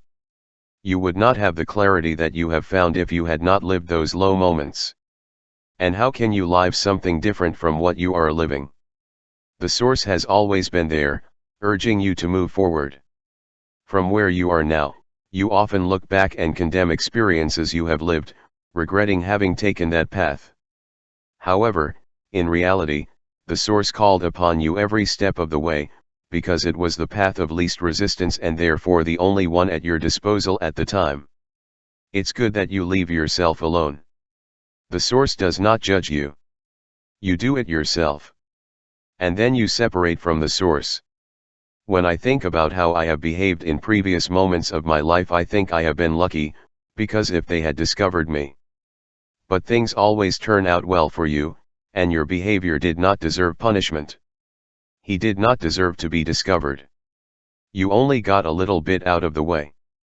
When you stumble, the source always looks away. Never look at what you think is wrong. That is what you do to yourselves and to each other. When a young child is learning to walk and falls, you don't say disapprovingly, "Get up, you little idiot." You understand that when he falls he learns to reach his balance. And the source does the same for you. So can I feel good about some of those experiences? You better be, if you want to be on the high frequency record. Agree? You can't look back condemning yourself without disconnecting from source, which feels good about everything you've been through. Everything. Everything. I have said many times that true nobility does not consist in being better than anyone else, but in being better than you were. And in all respects I think I am better than I was. Nobility is overrated. It is a human term. God never uses the term nobility. What does noble mean anyway? Well, it's just how we're talking about now, perfection. Yes, but the word perfection sounds like the end, and there is none of that because you never finish. So nobility is another one of those concepts that humans use to compare themselves to each other while on low frequency records. Can you share a soul? That which is inside us and that we call a soul. Can a soul be shared with another person? The soul is consciousness and also current. When Esther comes into contact with Abraham, she feels that we are a collective consciousness. Sometimes you feel a different intensity. For example, right now he feels a greater intensity due to your input. When Jerry transitioned, Esther had heard from Abraham for a long time. She was very comfortable with the idea of Abraham and with the vibrational relationship that she had with us. Trust us. You know what feeling we produce. Feel the whole of Abraham. And when Jerry made his transition, he didn't just want him to become part of Abraham's conglomerate. Of course, he is part of that conglomerate, but she wants to characterize him in a special way. Esther already knew Abraham, but now she wants Jerry to be Jerry. She wants her to be interested in this conversation, to be interested in the furniture she buys. Jerry always said, "Let's not hoard junk." And Esther worries that she is accumulating junk when she makes one more purchase and takes it home. So Esther is interested in what Jerry thinks. And because she knew who he was and knows who he is now, she perceives him concretely from the non-physical dimension that flows through her. But more importantly, Esther had to forget who Jerry was in order to find out who he is now. He no longer pushes against things he didn't like. Many issues that you considered important while occupying your physical body have ceased to concern you. And how do you know?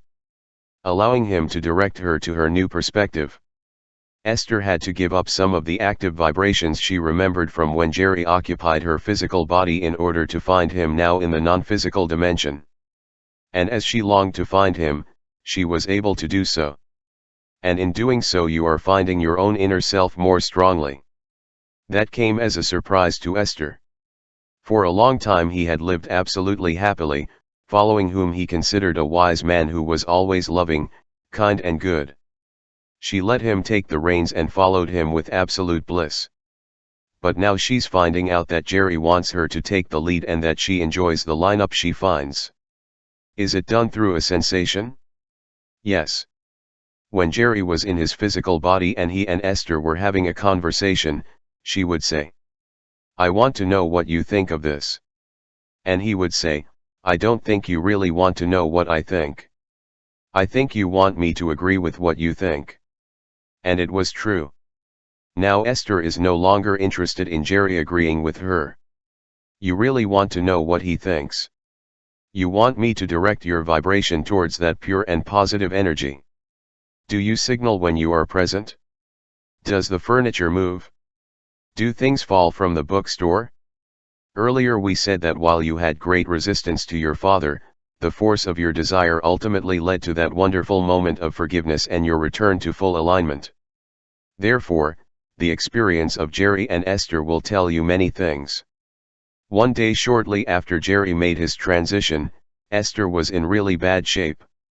He was visiting his sister Jean's house and calling out to her, "Where's Jerry? He said he would come see me. Where is? I want to know where it is. I can't find him. Where is?" At that time the Book of Sarah, a book in which Esther presents the teachings of Abraham through a story starring a young woman named Sarah, which was in the bookstore, where Jerry had placed it, fell flat on the shelf. Esther knew that Jerry made his presence known to her, coinciding with the moment of greatest intensity of his desire. That happened about 2 years ago, but now Esther knows that Jerry won't play that silly game with her. Now you know that you must be aligned with who you really are in order to interact with him. Her house is U-shaped, and there is a light in the hallway that Esther can see from the bedroom, from the living room, and from her office overlooking the pool. It is a light that shines on a wall of quartz rock, and Esther can see it from almost every room. Oftentimes when you are feeling really good, that light flashes in recognition of your joy. But if you ever feel sad or lonely and you sit and look at the light saying, "Make the light blink," the light does not blink. Jerry will not descend to a lower disk to play with her. If Esther wants to play with him, she has to rise to the level where he is, and that corresponds to him. When I transition, will I be able to connect with my loved ones? Yes, with all the people you care about. Do you have to express an intention first? I am doing it. Yes, but, in addition to the intentions that you may manifest before making your transition, from your advantageous non-physical position you feel a great interest in what is happening on Earth. In the non-physical dimension we are multidimensional. We are consciousness, and every time you concentrate on your physical form, we are with you, without exceptions. But you need to tune into our recognition. Think about your teachings and the books you have written. When you are no longer in your physical body and have re-emerged in the non-physical dimension, whenever people read your books you will be aware of it. You will feed on it. Human beings have a hard time assimilating this concept. Sometimes you feel overwhelmed. When Jerry made his transition to the non-physical dimension, Esther felt jealous for some time. While he was in his physical body he devoted all his attention to her, but now he visits many people. The frequency is always present and you can receive it, but to be aware of its presence you have to be at its height. And when you are at their height, you achieve that clarity you were talking about, that understanding. Do you trust yourself? I have said many times, every time you trust yourself you are showing confidence in the wisdom that created you. And how do you do it? You have to grope your way to that point, right? Because if you learned it from your mother, you can't really trust it. After all, when I gave you directions I was sometimes in a very bad mood. That is why you have to mentally prepare yourself to trust. It's about practicing pleasant thoughts until you are able to seamlessly align yourself with your larger self or, as you put it, with the wisdom that created you. If you deliberately practice the vibrations of that high-frequency disc, when you start to let go of it, you will realize it and you can do something about it. With time and practice you can control your own vibration. And when you control your own vibration, the first thing that happens is that your self-esteem improves, because the entire universe helps you. You feel clarity, and everything goes well. It is like a guide that takes you where you want to go. There are no gaffes. Things don't seem difficult anymore. In fact, many things that once seemed difficult come to seem like fun. Esther learned that she was almost always on the high-frequency disc one day when she dropped something behind a very heavy trunk and had a hard time getting it out. As he tried to figure out how to retrieve the object he laughed out loud. 60 days ago he would have been swearing, but that day he enjoyed solving the situation instead of complaining and saying he had more important things to do than remove objects from behind furniture.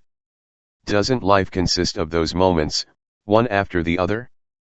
People look forward to the dream vacation, the dream relationship, the dream car, or the dream job. And we say, later it will never come, because it is always now. Whether or not aligned now. And when you show yourself that you can be aligned now, you live the way you wanted to live. When you harbor a thought that is not aligned, do you have to realize and correct it? It seems to me that it is somehow embedded in our subconscious mind. More or less so. Then you locate that thought and you say to yourself, I just made a judgment, so I'm not going to do it again. However, I think I have to go back and correct the thinking, and then the behavior. Yes, but you slow yourself down unnecessarily, because that's the hardest way to go about it. While you sleep your momentum stops. When you wake up, you are in a state of non-resistance, making it easier to find the high-frequency disc. And from that place of no resistance the momentum will increase. It is a much easier way to approach it. We are not saying that you cannot want to change a behavior. Yes, of course. Often when you are applying effort on something you are activating a vibration contrary to your desire. And while you don't mean to, you are actually practicing the vibration of resistance rather than the vibration of allowing. Change thoughts and apologize. This conversation may change my mind, but I've often thought that apologizing, for example, is a way to reprogram your subconscious mind. The source never forgives anyone, because it never condemns anyone to begin with. Indeed, he never accuses in the first place. So when you have the same perception as source about someone, you are in sync with it. You can call it sorry, we call it alignment. And you get hooked on that feeling, because without a doubt it is more pleasant to love than to hate. Of course. Esther has told us on more than one occasion, "Well, Abraham, I think I have to tell you a little more about that person. I think your unconditional love for her is unrealistic." However, unconditional love consists of loving because you do that, because you are that. In conditional love you say, "If you change your behavior I will love you." But that is a trap for you and for the other, because you will start trying to find out what behavior is appropriate. And no one will feel good. You will be angry when you disagree about what is right and what is wrong. And meanwhile the source will love you all and it will feel great. A wonderful healing experience. I wanted to ask you something. About 3 years ago I was diagnosed with leukemia, which, of course, led to a series of experiences. On this planet, in Abadiania, Brazil, lives a man who bears the name of Juan de Dios. Who am I to ask you if entities can enter someone else's body? With Juan de Dios I had an absolutely incredible experience. As with Jesus, your well-being vibration is dominant. And since your expectations did not prevent it, you allowed the experience. I have not done blood tests or anything like that again, because I am guided by my feelings and I feel perfectly. After living my healing experience with this man, who has treated some 40 million people in the last 4 decades, many things changed, although the main change was that I suddenly saw things in a different way. 2 of my children were with me in Maui, and when I left the room I saw them in a completely different way. They seemed like pure love. You were looking at them through the eyes of the source. Pure love, yeah, and I started to cry. I held my daughter in my arms and told her how beautiful she is. I hugged my son. I looked at the ocean, it seemed like a sea of love. I looked at the palm trees. You were influenced by the lineup.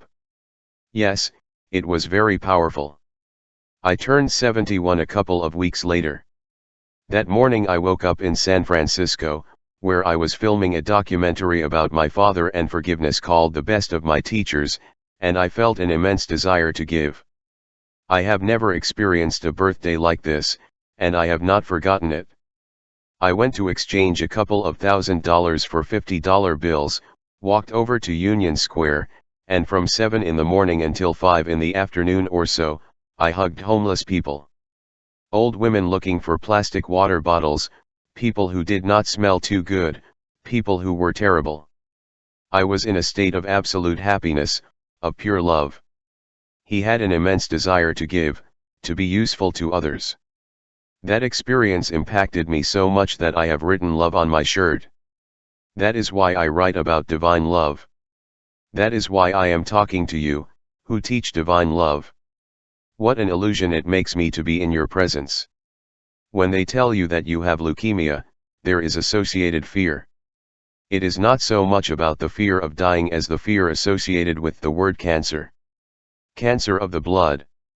And it is very widespread in our society. I have a very dear friend, Anita Muriani, who has written a book called Die to Be Me about her near-death experience.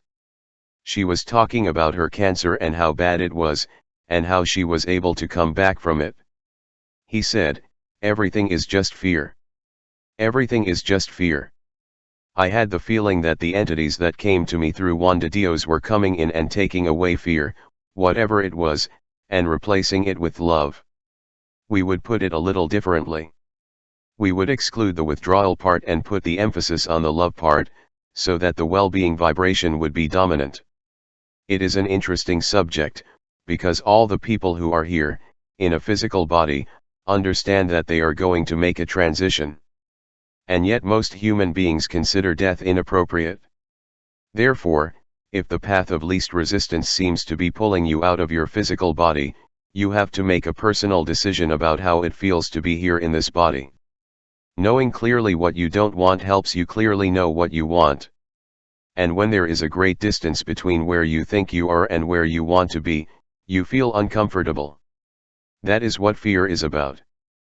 But when you bridge that distance you experience a wonderful sense of relief. That is why we want to include healing in the category of alignment that we talk about so much. But we also mean that in what you call the death experience there is largely true alignment. The truth is that you, in your physical body, make a statement of what you want, because you have to decide. As long as you are having fun, having meaningful experiences, and enjoying the way life places you in front of other things, there is no reason why you cannot continue to experience the contrast of this life experience and give birth to new intentions. And the source will support you in all that, do not have the slightest doubt. It depends on you. However, most people, when thinking about some disease, believe that they have no choice. And that's why you feel afraid. You are afraid because you are thinking in opposition to Source's view of your situation. Fear is nothing more than the sensation you experience when your opinion differs from the opinion of the Source. So what did Juan de Dios do for you? You, like all other people, have access to that energy stream. You do not need an intermediary to flow a stronger energy to you. But their attention to you led you to focus on stronger expectations. In other words, it appeased your vibration of misalignment, and thereby helped you to allow the vibration of alignment. And that you say it? It was very beautiful. By focusing your attention on it, you found a way to allow yourself to receive the energy that was available to you. He did not receive the energy and invoked it for you. You do not need anyone to invoke the healing energy for you. You all have access to that energy. However, he helped you wait for her. Because of what you heard and knew about him, your expectations changed and the fear disappeared. And as fear disappeared thanks to your concentration on Juan de Dios, healing took place. The healing was a feeling of love. And also of alignment and clarity. The words clarity, knowledge, and unconditional faith best describe the alignment. Yes. Indeed, and now I can see clearly. It is one of the key moments of my life. Yes, because you had the feeling that you were in danger. But there is never really great danger. In other words, you can be, do, or have whatever you want. The Source always has your back. However, sometimes when it seems like you're in danger, you find the alignment more deliberately. The feeling of wanting to be useful arose in me, to get my ego out of the situation. You cannot stop being useful. When you are tuned in, connected and activated, you are like a satellite dish that brings the signal closer so that others can have the opportunity to perceive it. If you are constantly aligned with that signal of well-being, other people have a better chance of encountering your radiation. We talked about that before. People move in and out of the lineup, and if sometimes you're tuned in and sometimes not, especially the latter, they don't have as much of a chance to benefit when they meet you. But when you are there continuously, you have a better chance of encountering your positive Source connection. And the most interesting thing is that you cannot be useful to others unless you have previously been useful to yourself with your alignment. Because if you are not in tune with that energy, you have nothing to give to anyone. It seems, Abraham, that there is a lot of cancer, a lot of disease in our culture, especially in the United States, and also a lot of fear. And I don't mean fear of death. Let's momentarily call it momentum. Voucher. Consider it an impulse, and then just observe what's going on around you. Notice the perpetuation of the urge, but also recognize that in that knowledge of what you don't want there is also a perpetuation of the solution. So even though most of your society is more in sync with the problem than the solution is in the works. And more people like you are finding alignment with her. So if we can remove this fear, do you think the incidence of cancer will decrease? Of course, and you have found a great way to say it. You said, if we can get the fear out, and then you've stopped. Exactly. Fear is the result of misalignment. It helps you redirect your thoughts towards what you want and not so much towards what you don't want. But it will be necessary that many people are willing to try to reach more positive frequencies. Most of you are willing to put up with being on the disc of irritation until it becomes unbearable. If so many of your experiences deviate to a great extent from what you really want, it is not because you are bad people or because you have done bad things, but because you are chronically separated from the vibration of alignment that comes naturally to you. And that's why, if you pay a little attention to your sensations and decide to feel better for a longer time, you will regain alignment with well-being. Genetically modified foods and more. Okay, there is a huge problem for me that creates a lot. Jokingly, do you want to activate it, give it a boost and practice its vibration? It seems. Really? Are you serious? Jokingly be nice, Steve Jobs. It seems to me that, in the cycle of life, in the animal kingdom, in the vegetable kingdom, in the human kingdom, or even in the mineral kingdom, the seed of this generation gives life to the seed of the next generation, and so on. Successively. Or, if we put it another way, the seed of this plant gives life to the next plant, etc. Jokingly, not wanting to accompany Wayne wherever he goes. We love you so much, yeah, yeah, yeah, yeah, yeah. Voucher. And the same is true of human beings. However, there have been alarming and drastic changes in the last couple of generations. For example, the number of children born with autism has grown from 1 in 10,000 to 1 in 130 years. Because they, like you, come into the world to demand their freedom. So they say, I'm going to be very different. Trying to be like the others is like asking for pears from the elm tree. Voucher. The level of obesity has increased dramatically in our culture. I don't think it is because we have become a country of gluttons, but because we are starting to genetically modify our food. Yes. Well, you are looking for love in the wrong places. You are looking for foods that taste good instead of foods that give you good sensations. You do not allow yourself to be guided from your alignment perspective. You're just looking for a way to fill the void. Don't you realize that when you feel most irritated or dysfunctional, you often look for something to eat? But we have genetically modified those foods, and now the seed for the next generation does not come from wheat, or it does not come from corn. It comes from those big companies that have patents on our food. We can't even plant them without the permission of big companies. We do not disagree with you. But what if people who know it, like yourself, are launching rockets of desire? I do it non-stop. What if instead of having so many conversations about why food is unsuitable, you talk about the results you want to achieve? I'm doing that. What if you become a light for the vibration of well-being? What if you shed light on all this with the source covering your back and with the force that creates worlds? What if that is the dominant vibration? In the same way that you were in your father's grave that day and the source was flowing through you, although you had come to that grave to do something else that you did not do in the end. Since the vibration of the source is dominant, why not be the human form that focuses on the solution and not the problem? Human beings have lost their papers. You spend too much time talking about what you don't want instead of formulating what you want. Therefore, your frequencies and your impulse are focused on what you do not want. But don't we have to be aware of what we don't want? I don't want my family to eat genetically modified food. Of course. However, be aware, just in this conversation, of how much time you have spent on what you don't want compared to what you have spent on what you want and what you might be doing about it. I know, and I'm doing something about it. Think that no one brings food from other planets, that all the seeds are here. Wouldn't it be nice if modifying and manipulating food produced a beneficial discovery? Are you willing to accept that it could happen in the future? When you so strongly oppose what you don't want, you prevent yourself from experiencing that benefit. There is a difference between being on low vibrating discs, fighting each other, deciding which is the worst stack and which one is the best, with no one really tuning into source, and putting all of that aside, counting on the benefit of desire that is born from that attunement, to turn towards the vortex, to move away from all the issues that prevent resonance with well-being and to find, for example, a boy named Jesse.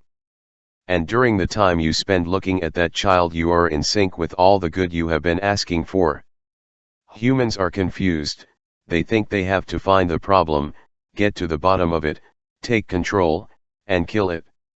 And we want you to understand that the problem is bottomless. You are only adding vibratory momentum, and in that way you cannot win, you cannot get what you want. Meanwhile, those who are not into it, those who pay no attention to it, may find a better way. The masses are used to complaining, fuming their ears and fighting, while a Steve Jobs or a Bill Gates finds a solution that revolutionizes the technological world. All people have the ability to do it. You just have to focus on what you want instead of getting stuck in the manure and sludge of what is. You said it yourself. Believing has great strength. It is a good title for a book. The best. It is the best possible title for a book. Says it all. You must find a way to believe what you want, because if you don't believe what you want cannot come to you. I have connected with people on public television, for whom I have done many special programs, and we have agreed that I will start informing the entire planet, starting with the United States and Canada, about. That seems wonderful to us. We only ask you one thing: stand on your high-frequency disc and then tell them what you know. Accompany yourself with the vibration of the source. Talk about what can be and not what cannot be. Talk about where you are going and not where you are. Talk about what is possible and not the chaos you are in. Stand on the high-frequency disc and let Source speak the words through you. You do it constantly, except when you talk about this topic. Wow, that pissed me off. And I know that being in that state of disgust is. You know? I've never really considered it that way. Filmmakers have found that movies about anger, movies about dysfunction, have more viewers than those on the high-frequency disc.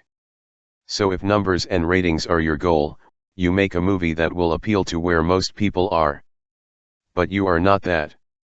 You have to make a movie that is attractive to God. Jokingly, for that we will put all the means at your disposal. Just for a moment, can't you recognize that, well, that companies own the seeds? Do you want us to recognize that the law of attraction is broken when it is not? We recognize that momentum is going on, and we recognize the rage of the world, and that the more people focus on it, the more momentum is added to it. We also recognize that the more people who know what they don't want, the more people who know what they want, and a tipping point will come, but we don't think you will have to suffer that long until that time comes. Well, I think what you just said will contribute to the tipping point, that we can start to really focus on how we want our food to be and whether we want our children to be healthy. When was the last time you ate a piece of ripe fruit straight from the tree? Don't you recognize perfection when it's in alignment with who you are? I live in Maui, and the fruit there doesn't even have seeds in it anymore. All papayas have been genetically modified. Before you opened the fruit and thought, I will take these seeds, plant them and grow papayas. You can't do it anymore. For this you have to go to large companies. Oh, we have so much more to tell you. I don't want to eat a watermelon that has no seeds because it has been genetically modified. Have they all been genetically modified? On Maui, 99% do. Well, take the one that doesn't and enjoy it.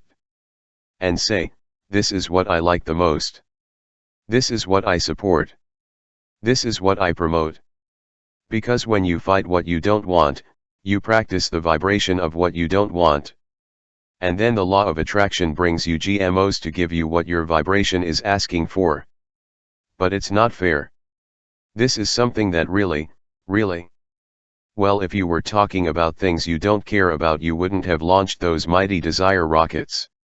If you were talking about something that you do not care about, you would not have sought the support of the non-physical energy that creates worlds. In other words, this conversation has catapulted this to a place it has never been. The universe has expanded as a result of this conversation. You can't find a solution if you don't explore the problem a little bit. Just don't get dragged into exploring the problem, because you can't find a solution while you mull over the problem. The problem and the solution are different vibrational frequencies. The reproach you feel, no matter how justified it may be, does not lead you to the solution. Have you ever had an argument with someone knowing that you are right? When you tell him what you think, doesn't he just keep getting stronger, louder, louder, and louder? It is like pouring gasoline over a bonfire. Abraham's vision of the political scene. This is what happens in the current political scene, with two sides convinced that they are right. There is no possibility of compromise. Well, they have stopped thinking and they don't feel either. But all is not lost, because the electorate wants a government that works. And you, the voters, are in command. However, if you watch what politicians do and let them displease you, you do not find your power, and therefore your wishes are not fulfilled. Years ago, when Esther was still consulting privately, we spoke to a woman on the phone. She was upset with us. And since we weren't making any progress with her, we said, let's play. We would like you to find 3 themes and focus on them together. She asked why. We told him, because we want to remove you from your resistant thoughts. Without that resistance, many of the things you want will begin to flow to you. Well, like what? He asked. We said, like blue glass. Have you ever contemplated how many colors and textures of blue glass there are, all of them beautiful? No, not really, and that doesn't interest me. Have you ever thought about butterflies, their variety, their longevity, their persistence, their beauty? The truth is that I don't care about butterflies either. Have you ever thought about feathers? Feathers are everywhere. There are different kinds of feathers that benefit all kinds of creatures. She hung up, upset with us. That day Jerry and Esther were in La Jolla, California, and after the consultation they went to lunch at George's. Jerry hadn't heard the conversation. Esther didn't remember her. As they were walking down the main street of La Jolla, in front of the La Valencia Hotel, Esther felt a strong urge to go into a store, so she dragged Jerry inside. He didn't want to, but Esther insisted a lot. They walked to the back of the shop, and on the back wall they saw the most incredible display of blue glass that none of them had ever seen. They did not want blue glass, nor were they interested in buying it. Yet there it was. They left without buying anything. They went to George's and had lunch, and then they walked to La Jolla Cove, a place they love. It seems to them the most beautiful place where the land meets the sea. As they crossed the grass on their way to the cliff, a heap of butterflies surrounded them, so dense they had to stop talking to keep from eating them. Seriously. Still, Esther did not link it to the phone consultation. And then an Asian boy of about 3 or 4 came running up and looking at Esther. He had something in his hand. He went straight to her and handed her a pen. At that moment Esther realized. Then he realized that in less than 2 hours the universe had orchestrated a very clear and very intelligent path of least resistance to respond to the 3 suggested themes to favor non-resistance. Therefore, we encourage you to choose a topic that does not arouse resistance in you and to think about it. It cannot be a cause, a mission, or a life purpose. In short, it should not be anything that causes you tension. Pick an easy topic, consider it lightly upon awakening, and observe the intelligence of the universe as it helps you find it. And if you do this practice long enough you will end up knowing that nothing is out of your reach, because in the absence of resistance, by tuning in with your true desire and with the source at your side, everything is possible. You will attend all kinds of wonders. People will be amazed at what you see. What are these politicians doing? They are talking to each other. They never do. They are starting to look reasonable. They start to collaborate. Wouldn't it be nice if those brilliant politicians, with their college degrees and determination, could come together, listen reasonably, and tune into the source present within them, without worrying about who has had the idea or who gets the credit, just enjoying the perfection of that idea? That world is within your grasp, and it only takes a few to focus that way. However, as long as you dedicate yourself to proclaiming what is wrong with the politicians, you will only add momentum to the failures and boycott your own purpose. Also, you will stray from your true path and feel bad in the process. And you will blame others for that discomfort. You are powerful creators. You are not victims of reality. You are creators of reality. So even the things that seem the most outrageous, the most evil, and the more outrageous they are, the stronger your desire and the more present the source is. We understand that you cannot get there in an instant. But what you feel has to interest you enough to start practicing proximity until your sense of worth never leaves you and you are willing to tackle the big issues and focus on the big solutions. So anger doesn't motivate? Motivation is nothing like inspiration. Motivation is unpleasant. Inspiration is always nice. It is a first step, we do not deny it. However, don't stay too long on that first step. You get tired, you become irritable and cynical, and then you become a politician. End of the Dyer Abraham meeting. We have enjoyed this dialogue more than we can put into words. Just like me. It is fantastic to take the thought further. Here is a lot of love for you. Addressing audience and for you. Thanks. We are full. Esther, I want to thank Hay House. Thank you all. It has been an incredible day. Wayne, thank you. I feel a tingle. I don't know why, but it's a tickle. I love you. Good evening. Thanks for coming. End. The universe hears what you feel. Wayne Dyer and Esther Hicks.